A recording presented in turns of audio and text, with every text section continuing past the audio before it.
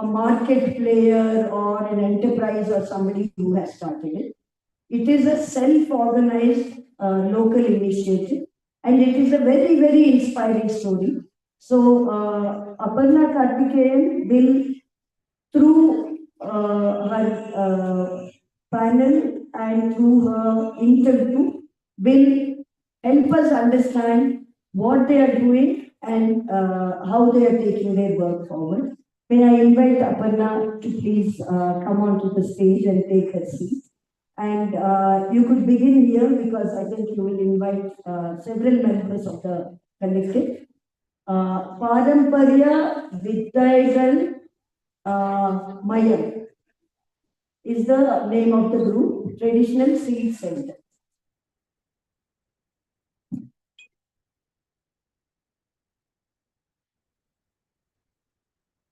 Thank you so much, Devinder. Thank you so much. I would like to invite the PG and PG Rajendra to come to the stage, please. He's one of the founders of the Kalasapakam Paramparya Vidyaigal. I would like to invite Karvan sir, and Gopinath sir. Please join us on stage. And also Sabari whose work is whose work is on the Kalasapakam model. He's done his PhD on it. He also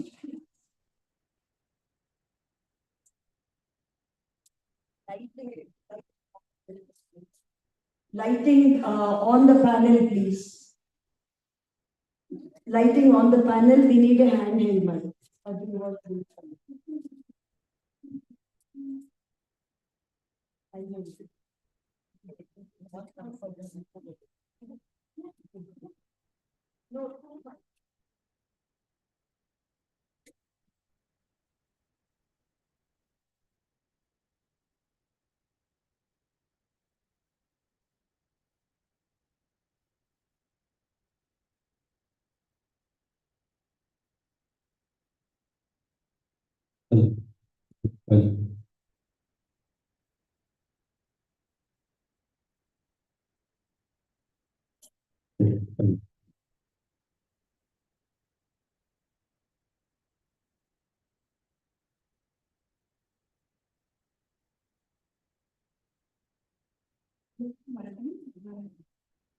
In the session வந்து தமிழ்ல கொஞ்சம் English வார்த்தைகளோட கலந்துருக்கேன்.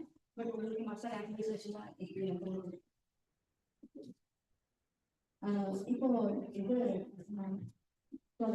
தொடங்கலாம். இப்போ நான் first question வந்து உங்கள்கிட்ட கேட்கறது வந்து இந்த பாரம்பரிய விதைகள் மையம் கலசப்பாக்கத்துல இருக்குது.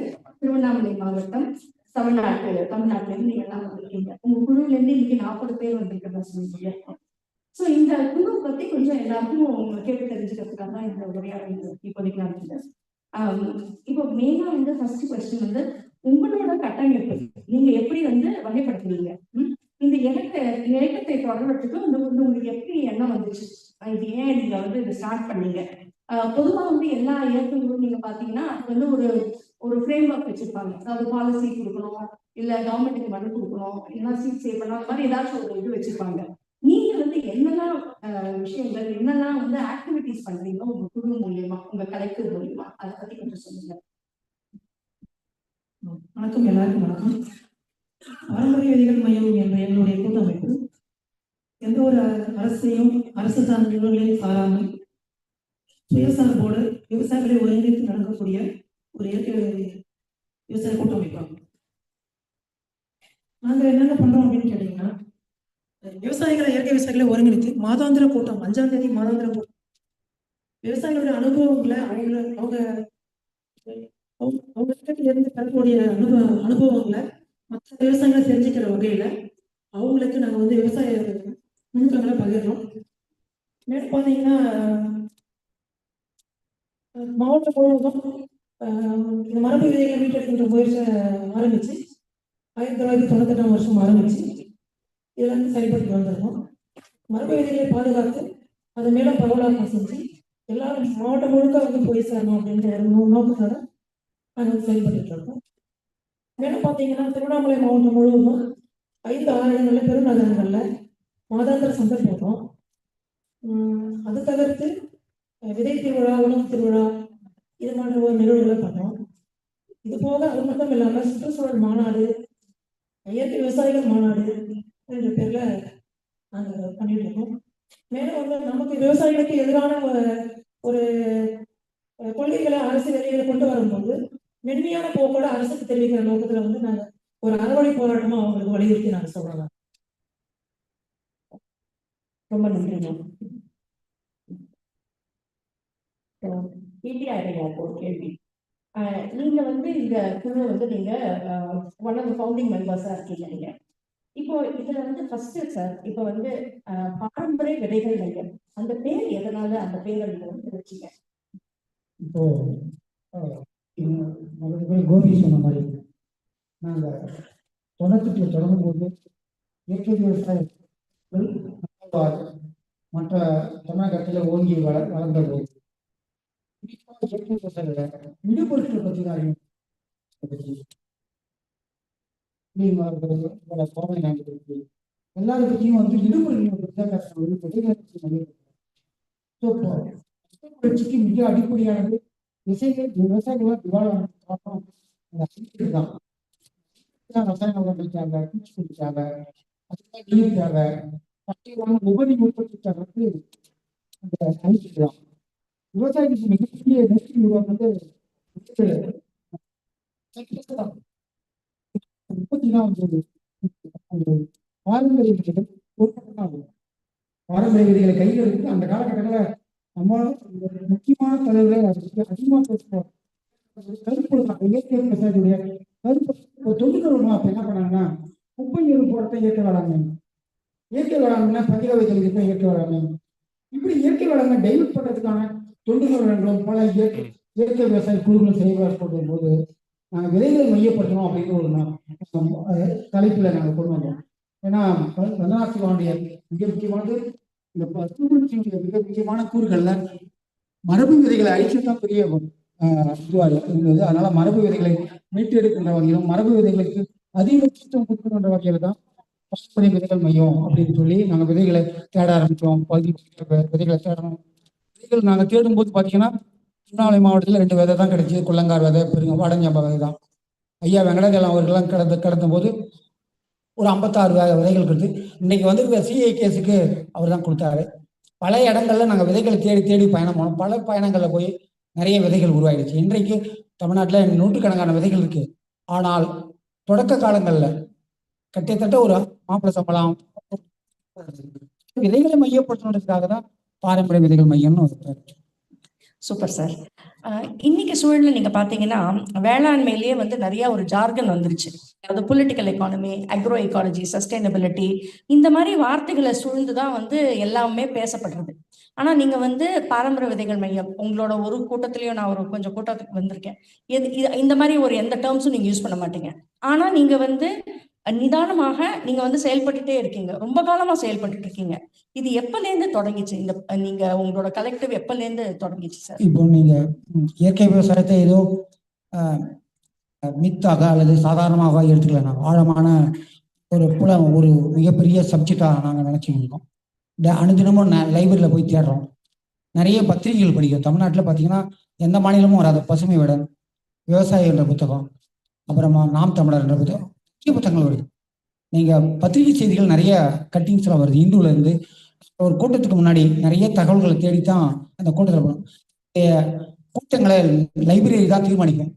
எங்கள் நூலகத்தில் உடனே எந்த ஒரு விஷயமா இருந்தாலும் சரி, ஒரு ட்ரவுட் உழவு பிரச்சனையாக இருந்தாலும் சரி, மாணவர் இந்த நேரடி விதைப்புக்கு போகிறனாலும் சரி, எந்த விஷயமும் பத்திரிகைகள் நிறைய வருது. விவசாயிகளுடைய நெருக்கடிகள்லாம் இதெல்லாம் நாங்கள் உள்வாங்கிட்டு தான் அடுத்த கூட்டத்துக்கு போகிறோம். விவசாயிகள் உண்மையிலேயே அதே நேரத்தில் நாங்கள் விவசாயிகளை ஏதோ கூட்டத்தை மட்டும் இல்லை, ஒவ்வொரு கிராமமாக போய் விவசாயிகளை பார்த்து கொஞ்ச நேரம் செலவு பண்ணி இதெல்லாம் பண்ணி அவங்களுடைய பிரச்சனைகளை தெரிஞ்சு விட்டு தான் அந்த கூட்டத்தை கூப்பிடுறோம். எங்களுக்காக அது போல பிரச்சனைகள்லாம் வரல.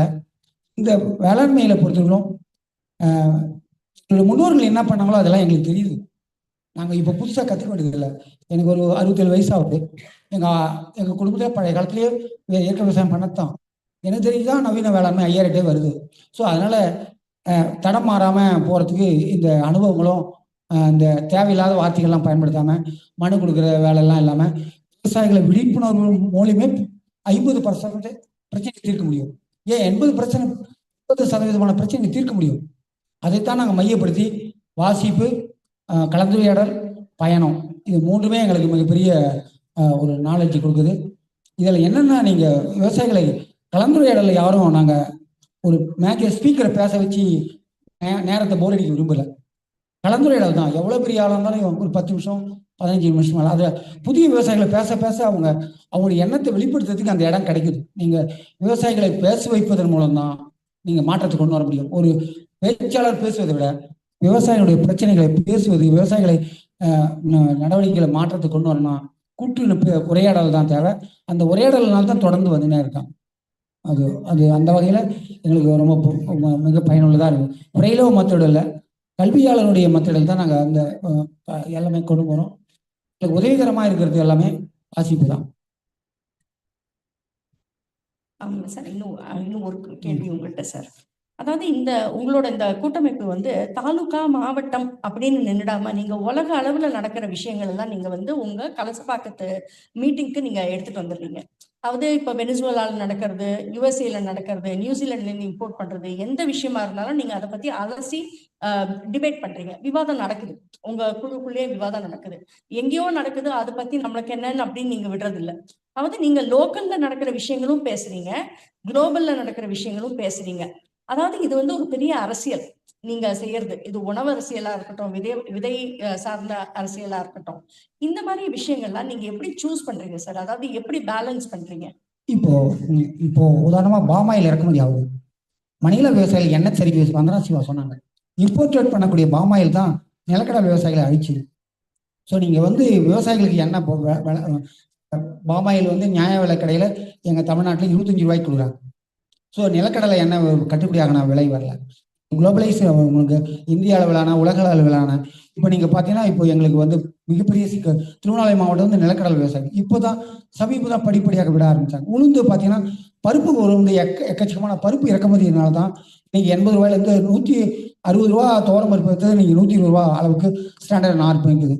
விலை சரிவு இம்போர்ட்டட்னால் வரத்த நல்ல நம்ம சாதாரண விவசாயிகளுக்கு தான் தெரியாது. ஆனால் வாசிப்புள்ளவங்களுக்கும் இடங்களில் போகிறவங்களுக்கும் பல வழிகளில் விவசாயிகள் கருத்துங்களும் படிக்கும்போது கண்டிப்பாக தெரியுது. இன்னொன்று ப்ராக்டிக்கலாக விவசாயிகளுடைய தான்சானியாவில் நடக்கக்கூடிய விவசாயிகளுடைய மிகப்பெரிய மாநாடு நமக்கு வழிகாட்டு. அவங்களுடைய 600 பேர் கொண்ட மாநாடு மிகப்பெரிய ஒரு தீக்கத்தில் படித்தேன். இப்போ என்ன போட்டிருக்காங்கன்னா, தான்சானியா விவசாயிகளுடைய அட்டென்ஷன் ரொம்ப முக்கியமாக இருக்குது. விவசாயிகளுடைய பன்னாட்டு நிறுவனத்தை எப்படி எதிர்கொள்ளணும் அப்படின்றது இந்த தான்சானியா விவசாயிகளுடைய நாலேஜ் ரொம்ப இதுவாக இருக்குது. நீங்க தேடினே இருந்தீங்கன்னா நிறைய செய்திகள் வந்துனே இருக்கு. காட்டன் விவசாயிகளுடைய அமெரிக்கா பருத்தி இறக்குமதி ஆகுது, விவசாயிகளுடைய கட்டுப்படியாக போகுது. மரபணு விவசாயிகளை தற்கொலை பண்ணிக்கிறாங்க, பேப்பர்ல படிக்கிறோம் விதற்பாவில். ஸோ மரபணு விதைகளுக்கு எதிராக ஒரு போராட்டத்தை கோபம் வருது எங்களுக்கு. நமக்கு 5 லட்சம் விவசாயிகள் தற்கொலையை இந்த அரசியலாக தான் பார்க்க வேண்டியதா இருக்கு. நீங்க ஏதோ ஒரு 10 விவசாயிகள் 10 இடத்துல செத்து போறான்றதை விட 5 லட்சம் விவசாயிகள் தற்கொலை பண்ணிக்கிறாங்க. கர்நாடகாவில் இன்னைக்கு போன வருஷம் பார்த்தீங்கன்னா இந்தியாவிலே 2வது இடம் தற்கொலை பண்ணிக்கிறாங்க. இதுக்கெல்லாம் காரணம் உற்பத்தி பெருக்கமும் நியாயமான இம்போர்ட்டோட தான் பெரிய காரணமா இருக்கு. அதே போல நம்முடைய உற்பத்தி முறையிலேருந்து கவனம் செலுத்தி இப்போ பார்த்தீங்கன்னா மதிப்பு கூடுதலும் இப்படியெல்லாம் வாழ்க்கையை தக்க வச்சுக்கலான்றது ஒரு டிசைனிங் நம்ம கொஞ்சம் யோசனை பண்ணி ஒரு விவாதம் பண்ணோம்னா கண்டிப்பாக மாற்றத்தை உருவாக்க முடியும். அரசு துணை எல்லாமே நம்மளால மாற்ற முடியும். அரசு டிபெண்ட் பண்ணாமே நம்முடைய வாழ்க்கையை, அது தான்சானியால சொன்னது, விவசாயிகள் வாழ்க்கையை விவசாயிகளால் தான் காப்பாற்ற முடியும், யாரும் காப்பாற்ற முடியாது. அரசை நம்பி நம்ம 50 ஆண்டுகளும் இழந்தாச்சு. அதனால இனிமே விவசாயிகள் தற்கொலை நாடாளுமன்றம் மிகப்பெரிய அளவில் விவாதிக்கலாம். இதெல்லாம் பத்திரிகை படிக்கும்போது தெரியுது. அதனால விவசாயிகள் நம்முடைய பிரச்சனைகளை நாம் விவாதத்தின் மூலமும் நம்முடைய ஒன்று சேர்ந்து நம்மளை நாம தகவமைச்சுக்கணும். ஒரு பிரச்சனை பூச்சிக்கொல்லிகளை பார்த்து பூச்சிகள் தகவமைச்சுக்குது. நீங்க ஒவ்வொரு விளக்கணமும் காலநிலை மாற்றத்துக்கு ஏற்ற மாதிரி தன்னை தகவமைச்சுக்குது. விவசாயிகள் விவசாயத்தை விட்டு வெளியேறாமல் தன்னை தகவமைச்சுக்கிற முறையை உருவாக்கிட்டாவே நம்ம இதுலேருந்து பிரச்சனைலேருந்து விடுபட்டுடலாம்.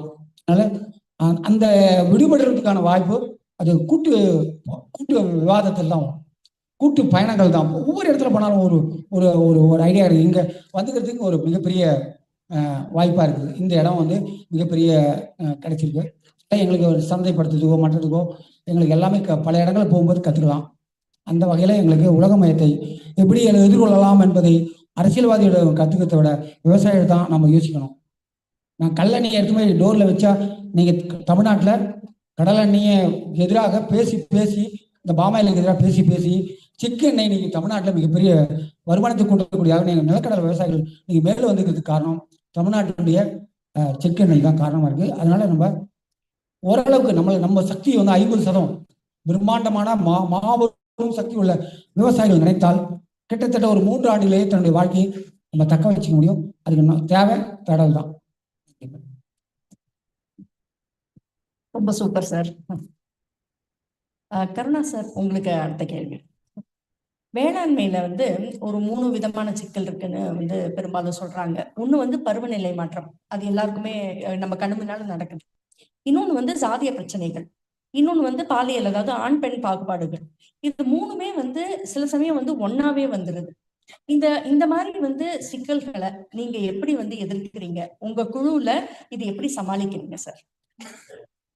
நீங்க சொல்றது வந்து பாரம்பரிய விதைகள் மையம்ன்றது வந்து முழுக்க மட்டுமே இயங்கக்கூடிய ஒரு இயக்கம். விதைங்கிறது ஒரு விவசாயிக்கு எங்க கிடந்து அப்படி விவசாயி தன்னுடைய விதையை இன்னொரு விவசாயிக்கு கொடுத்து பருவத்துக்கான ரகத்தை தான் கொடுக்குறாரு. அந்த கால சூழ்நிலையை தாங்கி வளரக்கூடிய விதையை தான் கொடுக்குறாரான்னு தெரிஞ்சு அவருடைய நில அமைப்பு விதையை நம்ம விற்பனை நோக்கத்தோடு நம்ம விதையை விற்பனை நிச்சயமா அந்த விவசாயிகளை அந்த பருவநிலை மாற்றி முடியாது.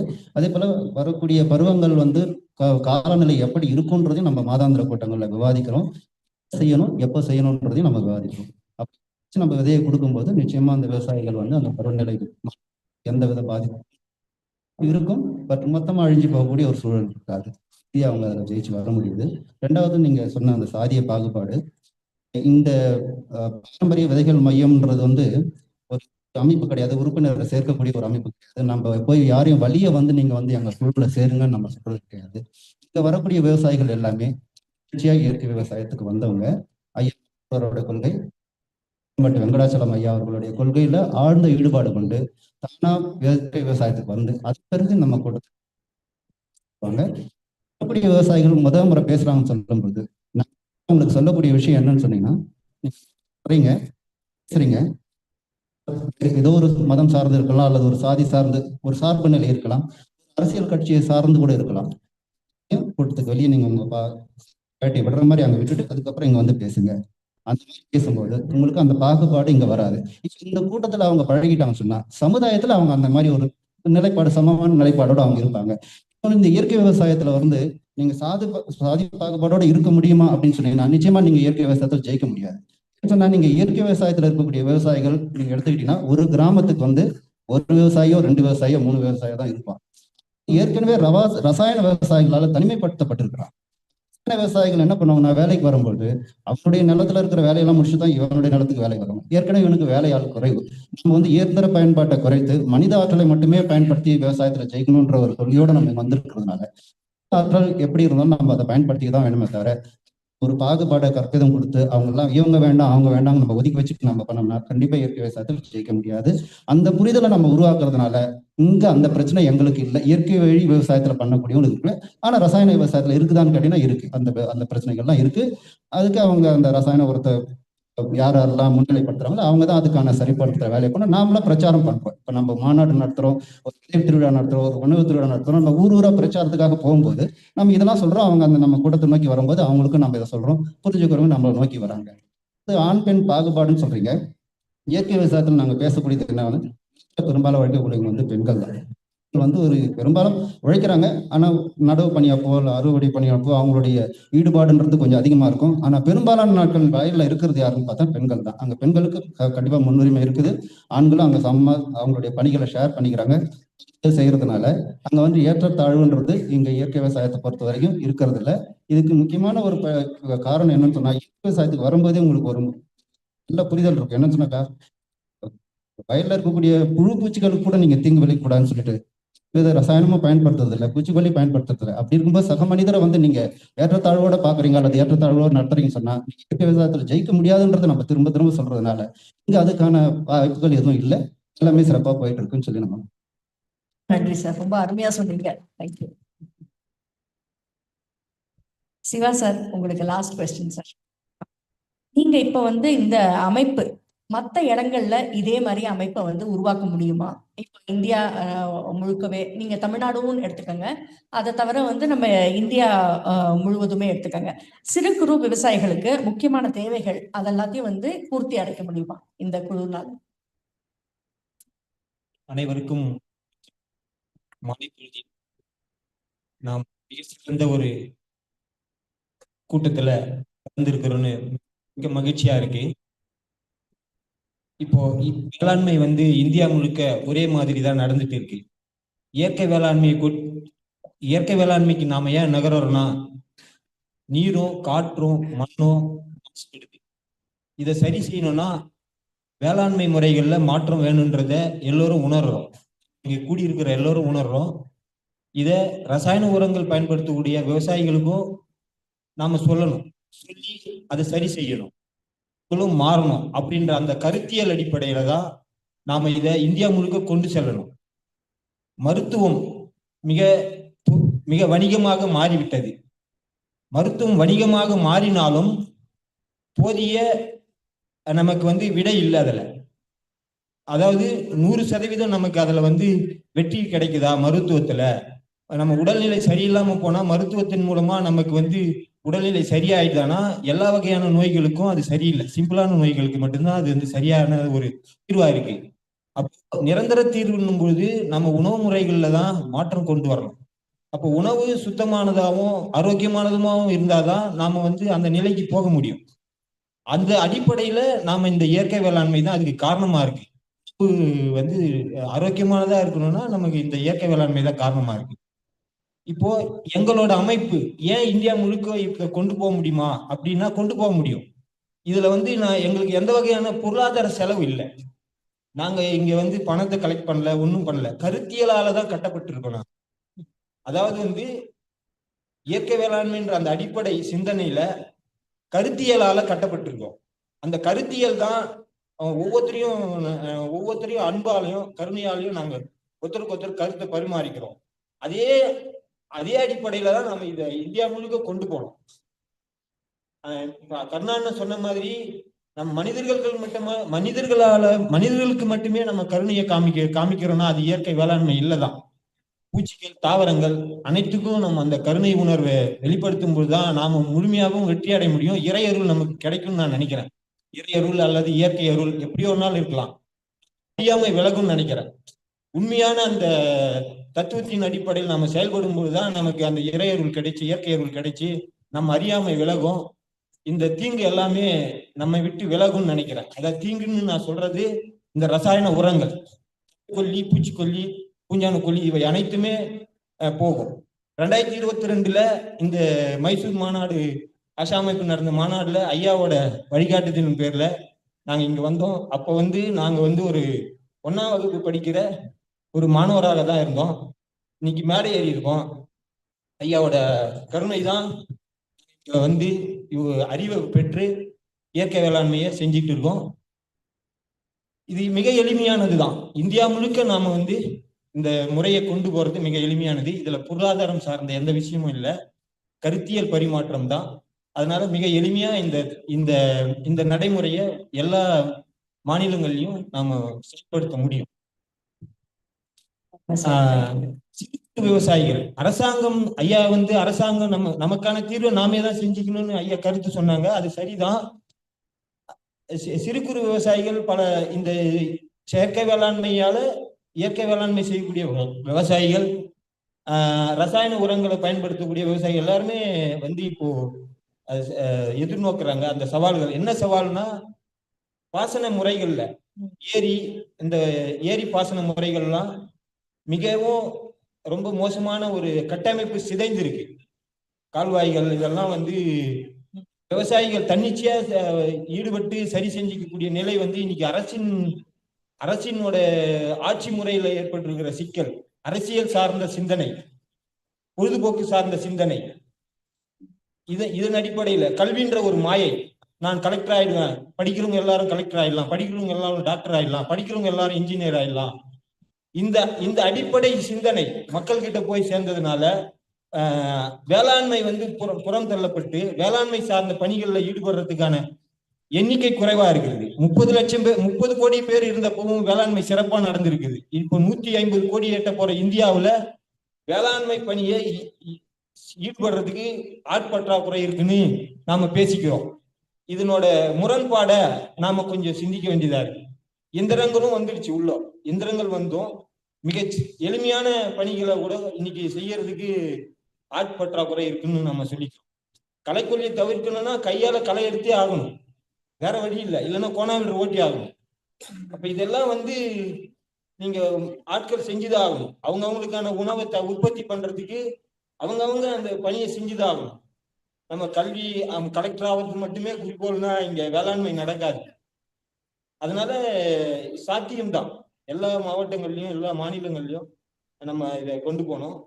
சிறு குறு விவசாயிகள் சந்திக்கிற உள்ளாட்சி அமைப்புகள் இதுல கவனம் செலுத்தணும். அந்த ஏரி கட்டமைப்புகளை சரி செய்யறதுக்கு உண்டான மிக முக்கியமான கருத்தா நான் வலியுறுத்துறேன். நாங்க எதிர்கொள்றோம், நீர் பாய்ச்ச முடியல, கால்வாய் வந்து சரியில்லாததுனால நீர் பாய்ச்ச முடியல. அதுல விவசாயிகள் ஒருங்கிணையவும் மாட்டேன்றாங்க. இப்ப நீங்க சாதிய கூறுகள் நீங்க கேட்டீங்க, இதுல நம்ம வலிமையான சாதி அமைப்பா உள்ளவங்க முன்னெடுத்தாங்கன்னா அங்க நடக்கும், வலிமையற்ற சாதி உள்ளவங்க அதை முன்னெடுத்தாங்கன்னா நடக்காது. இப்ப நம்மள தூக்கி எரிஞ்சுட்டு போயிடுவாங்க. அதெல்லாம் அது இருக்கு, அதை நம்ம பெருசுபடுத்த வேண்டிய அவசியம் இல்லை. இந்த மாதிரியான சில விஷயங்கள்லாம் இருக்கு. அது இல்லாம நம்ம இயற்கை வேளாண்மையை ஏன் செய்யணும்னா, தூய்மையான காற்று, தூய்மையான குடிநீர், சாயல், மண் வளம், இது மூணுத்தையும் பாதுகாக்கணும்னா இயற்கை வேளாண்மை செஞ்சே ஆகணும். இயற்கை ரசாயன வேளாண்மையாலும் இது மூன்றும் கெடுதுன்றது மற்ற விவசாயிகள் புரிஞ்சாங்கன்னாதான் மிகப்பெரிய மாற்றம் வரும்னு நாங்க நினைக்கிறோம். 2 நாளா ஒரு எண்ணம் வருது, விதைகள் பாதுகாப்பு, மனிதர்கள் விதைகளை பாதுகாக்கிறோம். சரி, விதைகளை பாதுகாக்கிறதுனால தாவரங்களுக்கு என்ன நன்மை, விதைக்கு என்ன நன்மைன்னு ஒரு கேள்வி இருக்குன்னா அந்த தாவரங்களுக்கு எந்த நன்மையும் இல்லை. நாம உற்று கவனிக்கும் போது பாறையில கூட விதை முளைக்குது, அதுக்கு தண்ணி எங்க இருந்து எடுக்குதுன்னே தெரியல. அரசங்கண்ணு ஒரு பாறையில முளைக்குது, ஒரு மெத வீட்டுல முளைக்குது, காங்கிரீட் வீடு மேல முளைக்குது. அந்த தாவரம் எப்படி ஒன்னாலும் தன்னை தகவமைச்சு வளருது. அதுக்கு மனிதர்களுடைய துணையோ இல்ல ஒரு விலங்கோட துணையோ தேவை இல்லை. நீங்க எரு போடலன்னா கூட அந்த மரம் வளரும் போல. இப்ப நாம விதைகளை ஏன் பாதுகாக்கிறோம்னா நம்மளை பாதுகாக்கிறதுக்கு தான் நாம விதையை பாதுகாக்கிறோம். விதைகளை பாதுகாக்கிறதுனால தாவரங்களுக்கு எந்த நன்மையும் இல்லை. இந்த கருத்தை எல்லாரும் கொண்டு போய் சேருங்க ரசாயன விவசாயம் பண்றவங்க. நாம அரிசியை நெல் அதிகமா உற்பத்தி பண்றோம்னு நினைக்கிறோம், சத்து இல்லாத உணவு தான் உற்பத்தி பண்றோம். அதனால என்னது இந்த சர்க்கரை நோயும் இந்த ரத்த அழுத்த நோயும் மக்களை வாட்டுது. அவங்களுக்கு அதுல என்ன தீர்வு எப்படின்னே தெரியாம விழிப்பு தீங்கி இருக்காங்க. பொருளாதார செலவு தான் ஏற்படுது. ஐயா வந்து கள்ளிமடையான்னு எங்க ஐயா பச்சைப்பண்ணையா, முன்னோடி மூத்த விவசாயி பச்சைப்பண்ணையா வந்து கடந்த முறை கள்ளிமடையான்னு ஒரு நெல்லை பயிர் செஞ்சாங்க. அந்த அரிசியை உணவா எடுத்ததுல அவங்க என்ன சொல்றாங்கன்னா, பிளட் பிரஷர் குறைஞ்சிருக்கு, சர்க்கரை அளவு குறைஞ்சிருக்கு, உடல் ஆரோக்கியம் இருக்கு, எனர்ஜி இருக்குன்னு சொல்றாங்க. அப்ப இந்த பாரம்பரிய விதைகளை நாம கையில எடுக்கிறது தானே மிக முக்கியமான ஒரு கருத்து. இந்த கருத்தை தான் நாங்க கொண்டு போய் சேர்க்கிறோம். அப்ப இது ஒண்ணும் நாங்க எந்த பொருள் செலவும் இல்லை, நாங்க கருத்து சொல்றதுக்கு பணம் வாங்க எதுவுமே செய்யல. முன்னோர்களோட வழிகாட்டுதல் படி எங்களோட கருத்துக்களை தான் நாங்க கலந்து பேசுறோம். 5ஆம் தேதி கலந்து பேசுறோம். தீர்வுகளை நாங்களே உருவாக்கி ஒவ்வொருத்தருக்கும் பகிர்ந்துக்கிறோம். அதனால இந்த வகையான முறை வந்து மிக எளிமையானது. எல்லா மாநிலங்கள்லயும் நம்ம இதை செயல்படுத்த. மேடம், வந்து கலசப்பாக்கம் இதை முன்னெடுக்குமான்னு ஆக்சுவலா நாங்க அந்த பணியை செய்யற இடத்துல நாங்க இல்லை, அதை நாங்க தெளிவா சொல்லிடுறோம். இன்னொன்னு என்ன, இங்க இருக்கிறவங்க அத்தனை பேருமே வந்து நேர விவசாயின்னும் போது எங்களோட நிலத்துல வேலை செய்யறதுக்கு நேரமின்மை இருக்கு.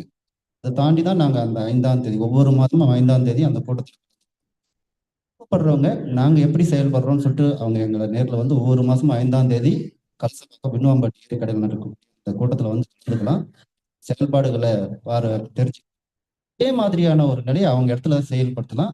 எந்த விதமான சிவா சொன்ன மாதிரி பொருட்சார் ஒரு நிர்வாக செலவு பெருசா தேவைப்படாது. எல்லாமே வந்து விவசாயிகளுடைய விருப்ப நன்கொடையின் பேர்ல தான் நடக்குது. எதுக்கும் எந்த கட்டணமும் நம்ம வசூலிக்கிறது, யாரையும் எதுக்காகவும் கட்டாயப்படுத்துறது இல்லை.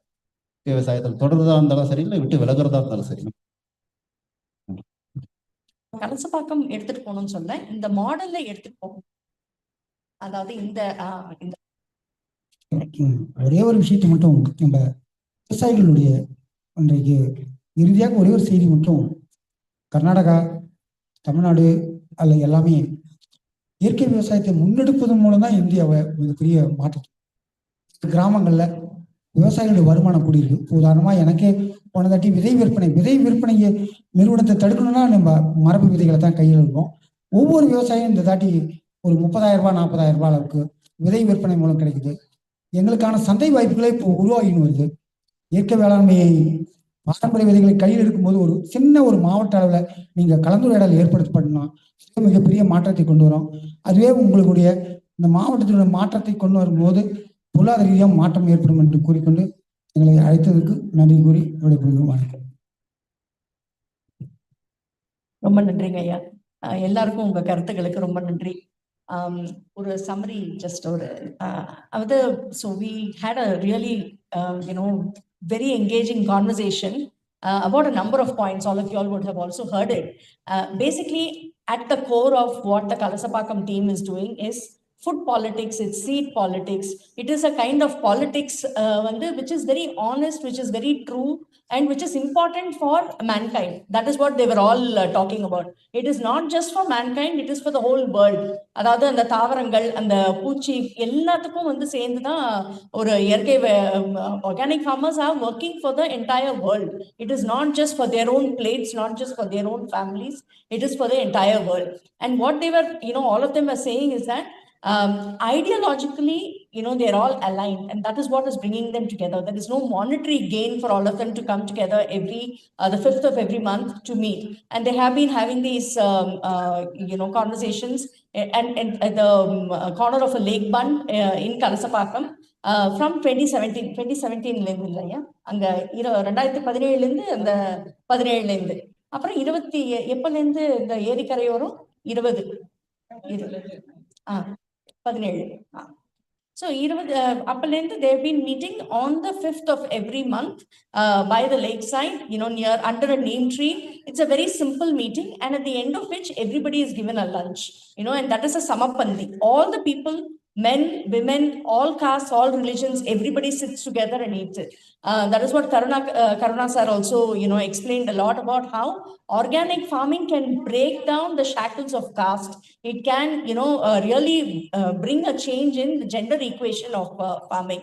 And PTR sir, as he has always said on this, spoke about how global events shape something which is in a hyperlocal place.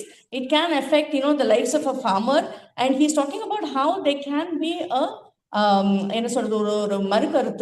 they can be a resistance that can, happen in a small village. He spoke about palm oil and organic cold press oils. And he said how in resisting palm oil, the groundnut farmers in that region are now benefiting. And he ended it beautifully talking about how seeds are now becoming a source of income, because you are talking so much about seeds. And as Siva sir also spoke, seeds, we're not saving seeds for the seed's sake. We're saving seeds for our sake. We're saving it for our future, for mankind's future.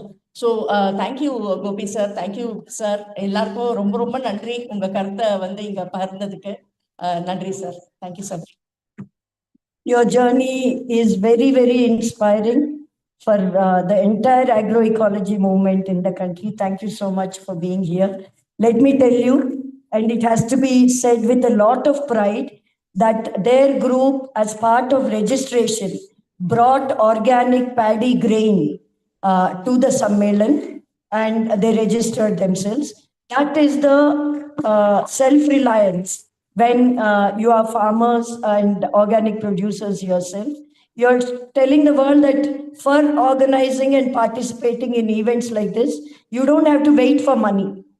They can do so by their produce. Thank you so much for the work that you all do. May I request Usha Sulapani, who's Asha Steering Committee member, who's also been associated with Seva Rice Campaign and Thanal, to please take over for the next session on protecting our seed sovereignty. And before that, I'd like to thank Aparna for the homework that you do, for the meticulous understanding of the issue before you describe it further. Thank you so much for that. Tushar, please.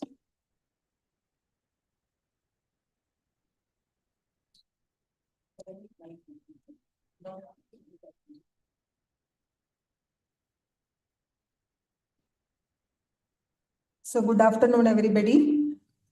Hope everybody is energized by this talk by the Kalaisepakam farmers. Inspired, I'm really inspired by hearing their story. And this session is going to be on seed sovereignty. In the morning session, many speakers were talking about seed sovereignty and also the importance of seed and what is happening to seeds of this country. And we were listening to the politics of seed and food in the from the farmers. Actually, seed is, I think, the most important input in farming. We all know that. But more than an input, it's an emotional connect. It is an actual connect between different generations. We don't know who all have touched our seeds, our forefathers, mothers, grandmothers.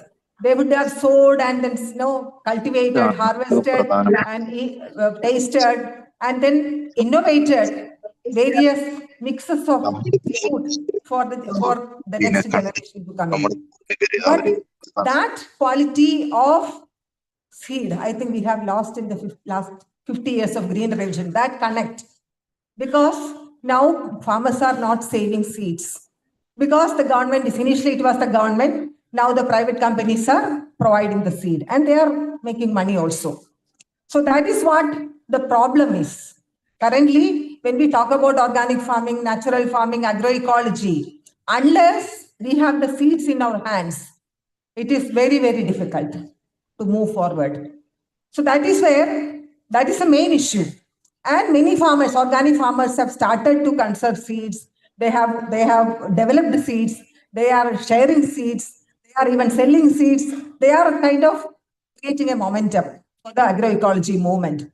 But on the other side, what the government is doing, the state government, the national government, as well as the international bodies, now they are trying to bring more rules for seed conservation, in a sense to stop seed conservation work in the entire world, not just here, everywhere, through policy changes, small things which we don't know, because the discussions happen in Europe, discussions happen in Delhi, maybe in the state capital of many states, but then as farmers, we are mostly unaware.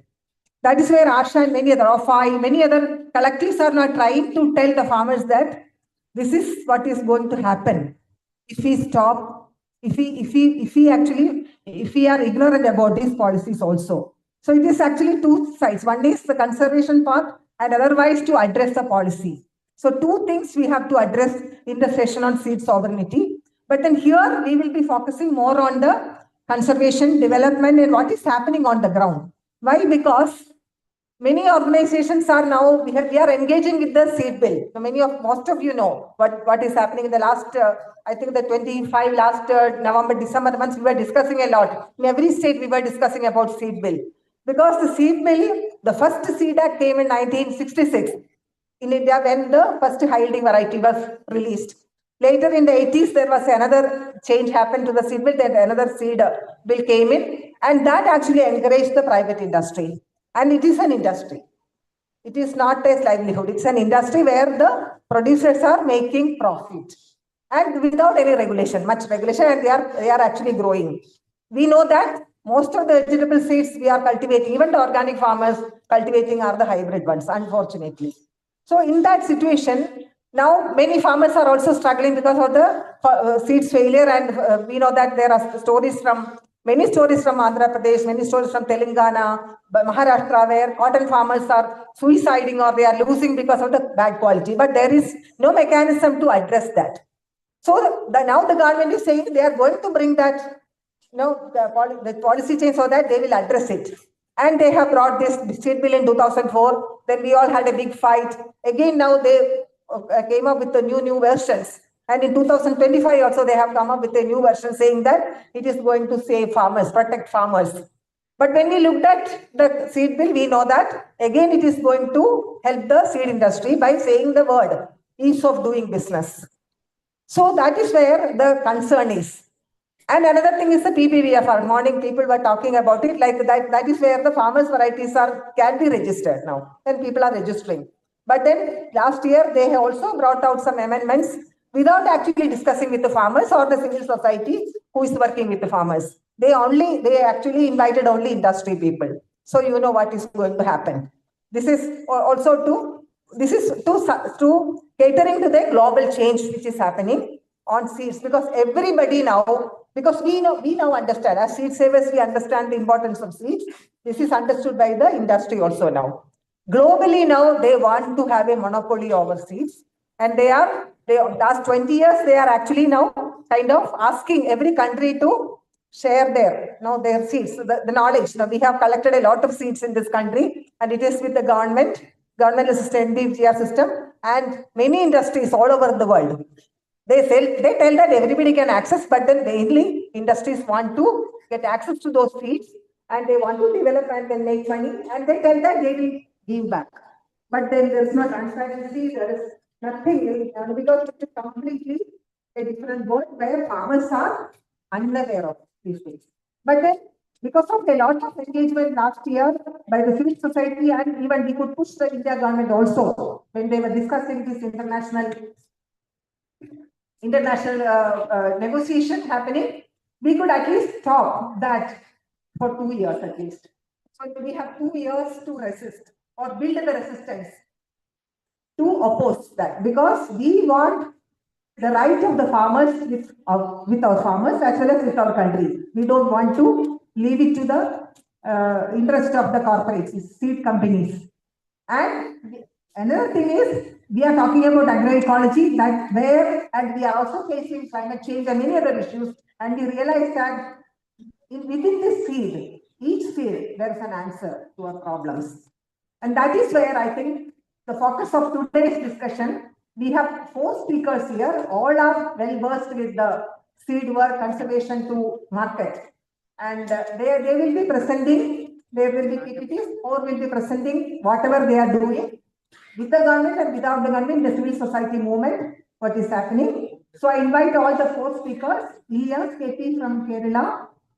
Ilyas is the president of Organic Farming Association of India. He's an organic farmer by himself, and he is also now actually building a movement, a collective in Sharma where he is based. It is called Agavai, where we are conserving more than 100 varieties of paddy, and he is also like kind of building expertise to help farmers to build the traditional way of Kerala farming is homestead farming, which is biodiverse farming, and he is leading that movement also in Kerala. And I invite Ilyas for this session. And Dr. Narasimha Reddy, he is another scientist. He's working both sides. He's working with the scientific community. He himself is a scientist, and he's also working with farmers, especially RRA network and Watson. He is the chair of the seed system of the RRA network, and he is helping farmers a lot to build the traditional seed system in their own villages, wherever, basically based on agroecology. And very warm welcome, Dr. Varaprasad. I was listening to him in the previous parallel session. I think he's one of the most sought after scientists in the country. All the farmers should listen to him in the parallel sessions and ask questions, because he will be able to give most of the answers to your problems in the seed sector. I'm very happy to welcome Dr. Varaprasad and Dr. Krishna Prasad, the seed man of India. We call him seed man of India. KP is known in Canada and all over South India. He is the founder of Sahaja Samriddha and also a Deshi seed company. He will show all the beautiful pictures of the seeds. Many of you have seen that already, but then I think he has done the magic of bringing beauty into the conservation work, seed conservation work. Also the food festivals. He is the man of food festival, seed festival, and it is very, very inspiring to listen to him. And Anjaneya, next speaker, and he's another person, very, very inspiring farmer from Davangere. He's a organic farmer since 2005. And he has built really a farmer-based seed system. He's a farmer and seed developer. He's also a director of one of the most developing FPA in Davangere. So I will first invite Ilya on the seed movement in Kerala.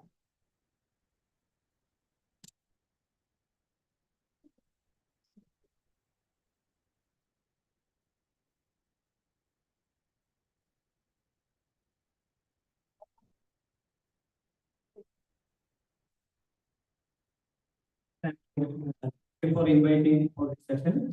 Especially Masha.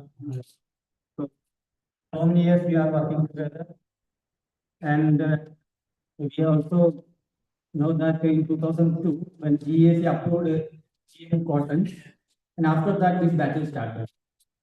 So, all these organizations, NGOs, civil societies, ATA and OFI, all these came together for this battle.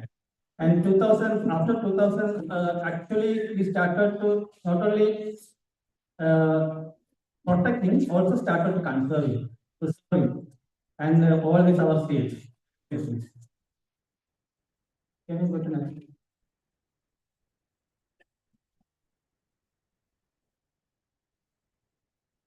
Next.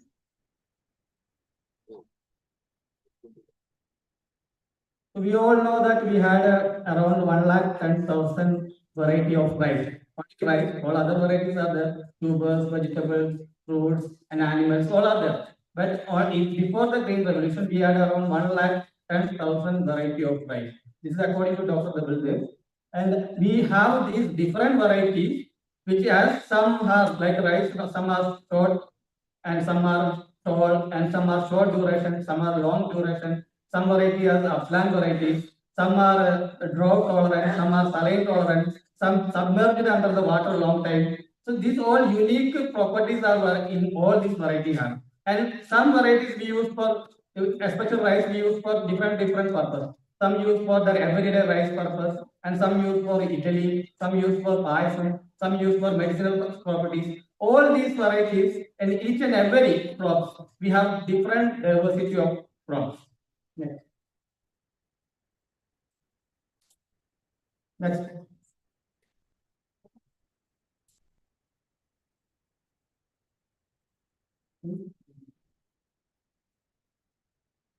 So this is you can see the color and diversity. We are also considering around 100 rice varieties. Some are aromatic, like Gandhashala, Jeerashala, that is a medicinal scented variety. Some varieties are, some is very good for that, it is good for that kanji, rice soups. So all these varieties, and when you grow itself, you can see the diversity of color of the seeds, diversity of the that attraction of the seeds. Next.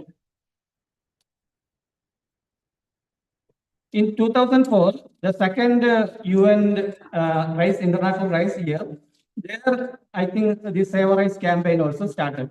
In 2004 in Kumbalangi, is a small village in Ernakulam district. Panel led this, had a meeting with other civil society like CREATE and other organizations from different regions. There we have started this rice campaign, Save Our Rice campaign. I think after that only the Save Our Rice campaign started conserving, not only conserving, there are a lot of elements there. Conserving rice ecosystem and sustaining rice culture and diversity and protecting traditional wisdom and preventing GMO. All these are the main objective of starting rice campaign. And with the rice campaign, I think 5 states started. Actually, it started from Kerala, Tamil Nadu, Karnataka, and Bengal and Odisha. Save rice campaign. I became part of it 2009 actually. With the rice campaign, we have a seed service network in different states. In Kerala, we started in 2007 in Wayanad, seed service network in Wayanad. With that seed service network, we started to conserving seeds, like KP mentioned in the earlier sessions. We documented the seeds. When we had a meeting with the farmers, local farmers, and then farmers started talking about the rice varieties names. And they have started remembering the name when we were documented that varieties, and we started to search the varieties, is it available or not available.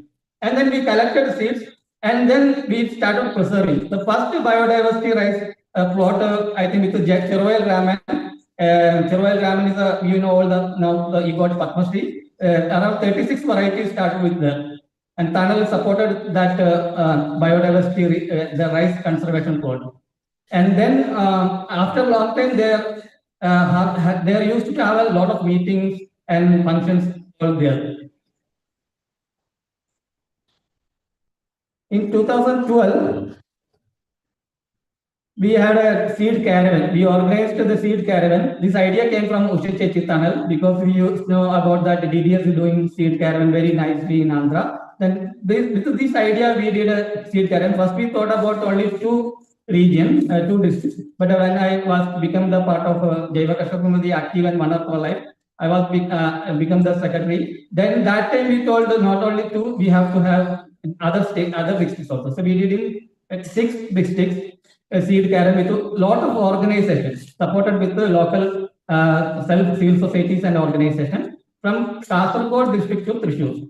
Around 6 districts we covered, and then with the seed caravan we have exhibited these all seed varieties, tubers, rice, vegetable, all these seed varieties we exhibited, and we got a welcome each and every district. We have a welcome program there. And in this all welcoming program, we had a discussion about seeds and awareness building program with the seeds and cultural activities.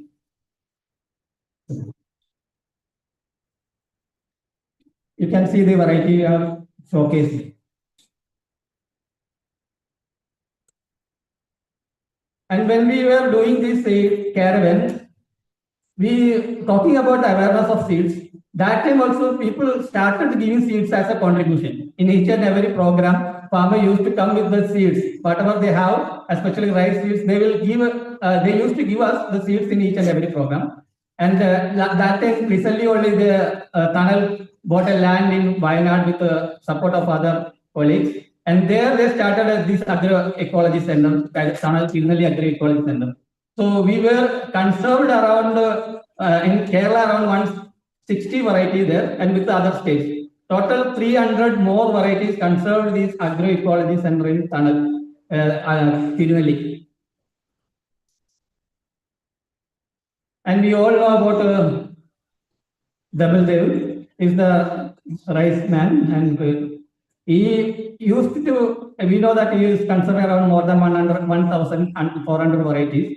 He used to give the training program, especially characterization study. With OFI, we did 2015 rice characterization study. And actually, Dhabal used to tell that even though you are conserving 100 seeds or 200 seeds, I cannot tell that this is conserving. That is just preserving the seeds. If you want to conserve properly, you have to maintain the genetic purity. So that's why we also understood the importance. Then he started giving this training program. It is a 3-phase training program. And this 3-phase around 50 characters, each and every stage, around 50 characters we have documented. And that documentation we will do in the field. So the double has a very small machinery, even though he is a very scientist, but for the farmers to understand all these material, whatever that using tools are very small and easy material tools. That's we farmers could use that. Then he made this rice characterization paper that we translated to Malayalam and Marathi. So Malayalam you can see here. So then all these characters, small and very characters we could understand very easily. And we did in local regional characterization workshops also in different regions in Kerala. And Maharashtra also, Sanjeev Patil kind of farmers they are also following. And recently last year also with the Tamil Nadu farmers we did this rice characterization. It is very important because even though you are conserving 100 or 1,000 varieties, it's very important to maintain the genetic purity to understand the variety you are conserving the actual variety or not. Are they changing or not? Because every year the climate is changing, the land is changing, a lot of issues are coming. But if you maintain this genetic documentation, all these characterizations, you can understand that every year when you change any character is changing or not, you can understand easily. That's why we are doing this conservation, this documentation. That's very important for us. And we did in all this organization involved, like in first photo you have seen in Kozhikode district, there was an organization called Paidrugam. Paidrugam also doing conservation around 100 varieties, and they are now selling the rice varieties also. And the Tapco, you all know that Rajesh and team, Tirunelli Agri Producer Company in Wayanad, they are also conserving a lot of varieties. And also they are also organized this rice characterization study there. And Payanur, Nallabhumi, also they are also more than 100 varieties, traditional Kerala varieties they are conserving. They also organized this characterization study workshop there. And Trishur Arangotara Padashala, one of the group of our civil society, they are also organized program are still conserving traditional varieties. And Natukolaya in Patami, Palakkad district. And Selimali Foundation, Vallangalur, they are also conserving more than 100 varieties. So these are all important. We did it with the civil society organization. They are all involved in conservation, and also they are understanding the genetic purity. For the maintaining genetic purity, they were taking all this, documenting all these varieties important. So after 10 years of work, I think that rice demand has increased, especially red rice. Now, when I talk, you go a little behind. This is Seed Festival. Firetrade Alliance, I think after 2012, 2013, they started Seed Fest in different regions. The Firetrade Alliance Kerala is a boundary region farmers organization in Wayanad, Kannur, Kasaragod and Kozhikode. There are a lot of farmers involved, around 4,000. Every year they do Seed Festival in different regions. In the Seed Festival, they will exhibit all these varieties. So they are also sharing the seeds. So I think after 10 years of this, all the activities, the demand has increased. Now FTAK's organic outlet or organic entrepreneurs, elements Tommy Matthew has told to us around 120 metric ton traditional rice varieties selling every year in Kerala. And Jaktashali, I think Jayakrishan Samadadu from Kozhikode is telling 5 ton Jaktashali is selling every year he needs to 5 ton. And here Balakrishnan also is also newly one entrepreneur. So he also selling around 1 ton Jaktashali and 16 varieties of rice. And biobasics from Coimbatore, not only from Kerala varieties, around 36 varieties, mostly come from our Kerala and Wayanad and other regions. So 36 varieties and around 200 metric ton traditional rice is selling now in Kerala. So approximate this only, it's not very particular thing. So now we are having challenges. After that, all this, one is the quality of rice is decreasing when you sell the rice. Jaktashali, inside Jaktashali, some other varieties coming, red rice with white rice, and sanded variety without sanded varieties. All these mixture is coming as one challenge. And quality of seeds, and genetic purity, and authenticity, and real source, where we'll get the seeds, the real, and availability. All these challenges are we are facing. So that's why we thought about that new this new group to find the challenges. We had a discussion with the different organizations. Next. And that's why there is formation of Aghavayal came to our mind. The people, farmers and groups who are conserving the traditional varieties, they all get together and to overcome the challenges. So this all organization of Jaiva Karsha Sandhi, all these Biobasic, Ananda Trust, Samadadu, all these organizations, Nallabhumi, FTK, all that, everybody, we are invited in the last 2 years we are doing, and we are having meeting, and then we are finding the solution of all these challenges. Next. So conservation, protection, documentation, networking, awareness, knowledge transfer. We are organizing program for children and sharing seeds. That's it. Thank you. I was really happy to see the pictures. It's And also the one most important thing is that Kerala as a state, we produce only 10% of what we want.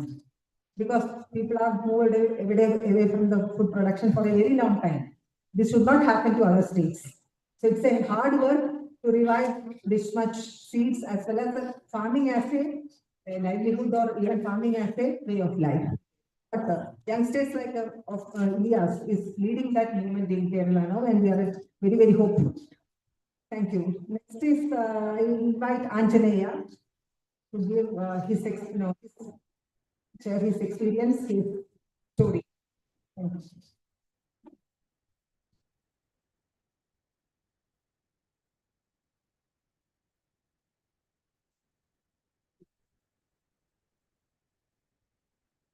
ಎಲ್ಲರಿಗೂ ನಮಸ್ಕಾರ.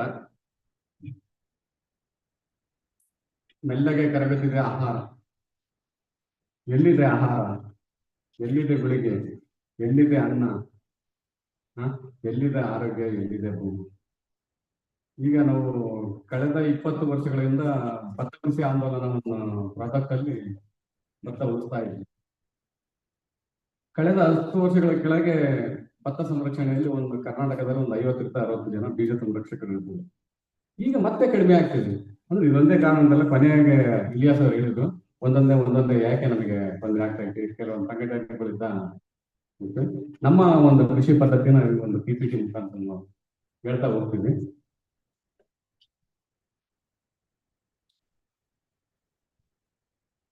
PPT ಇದೆ sir.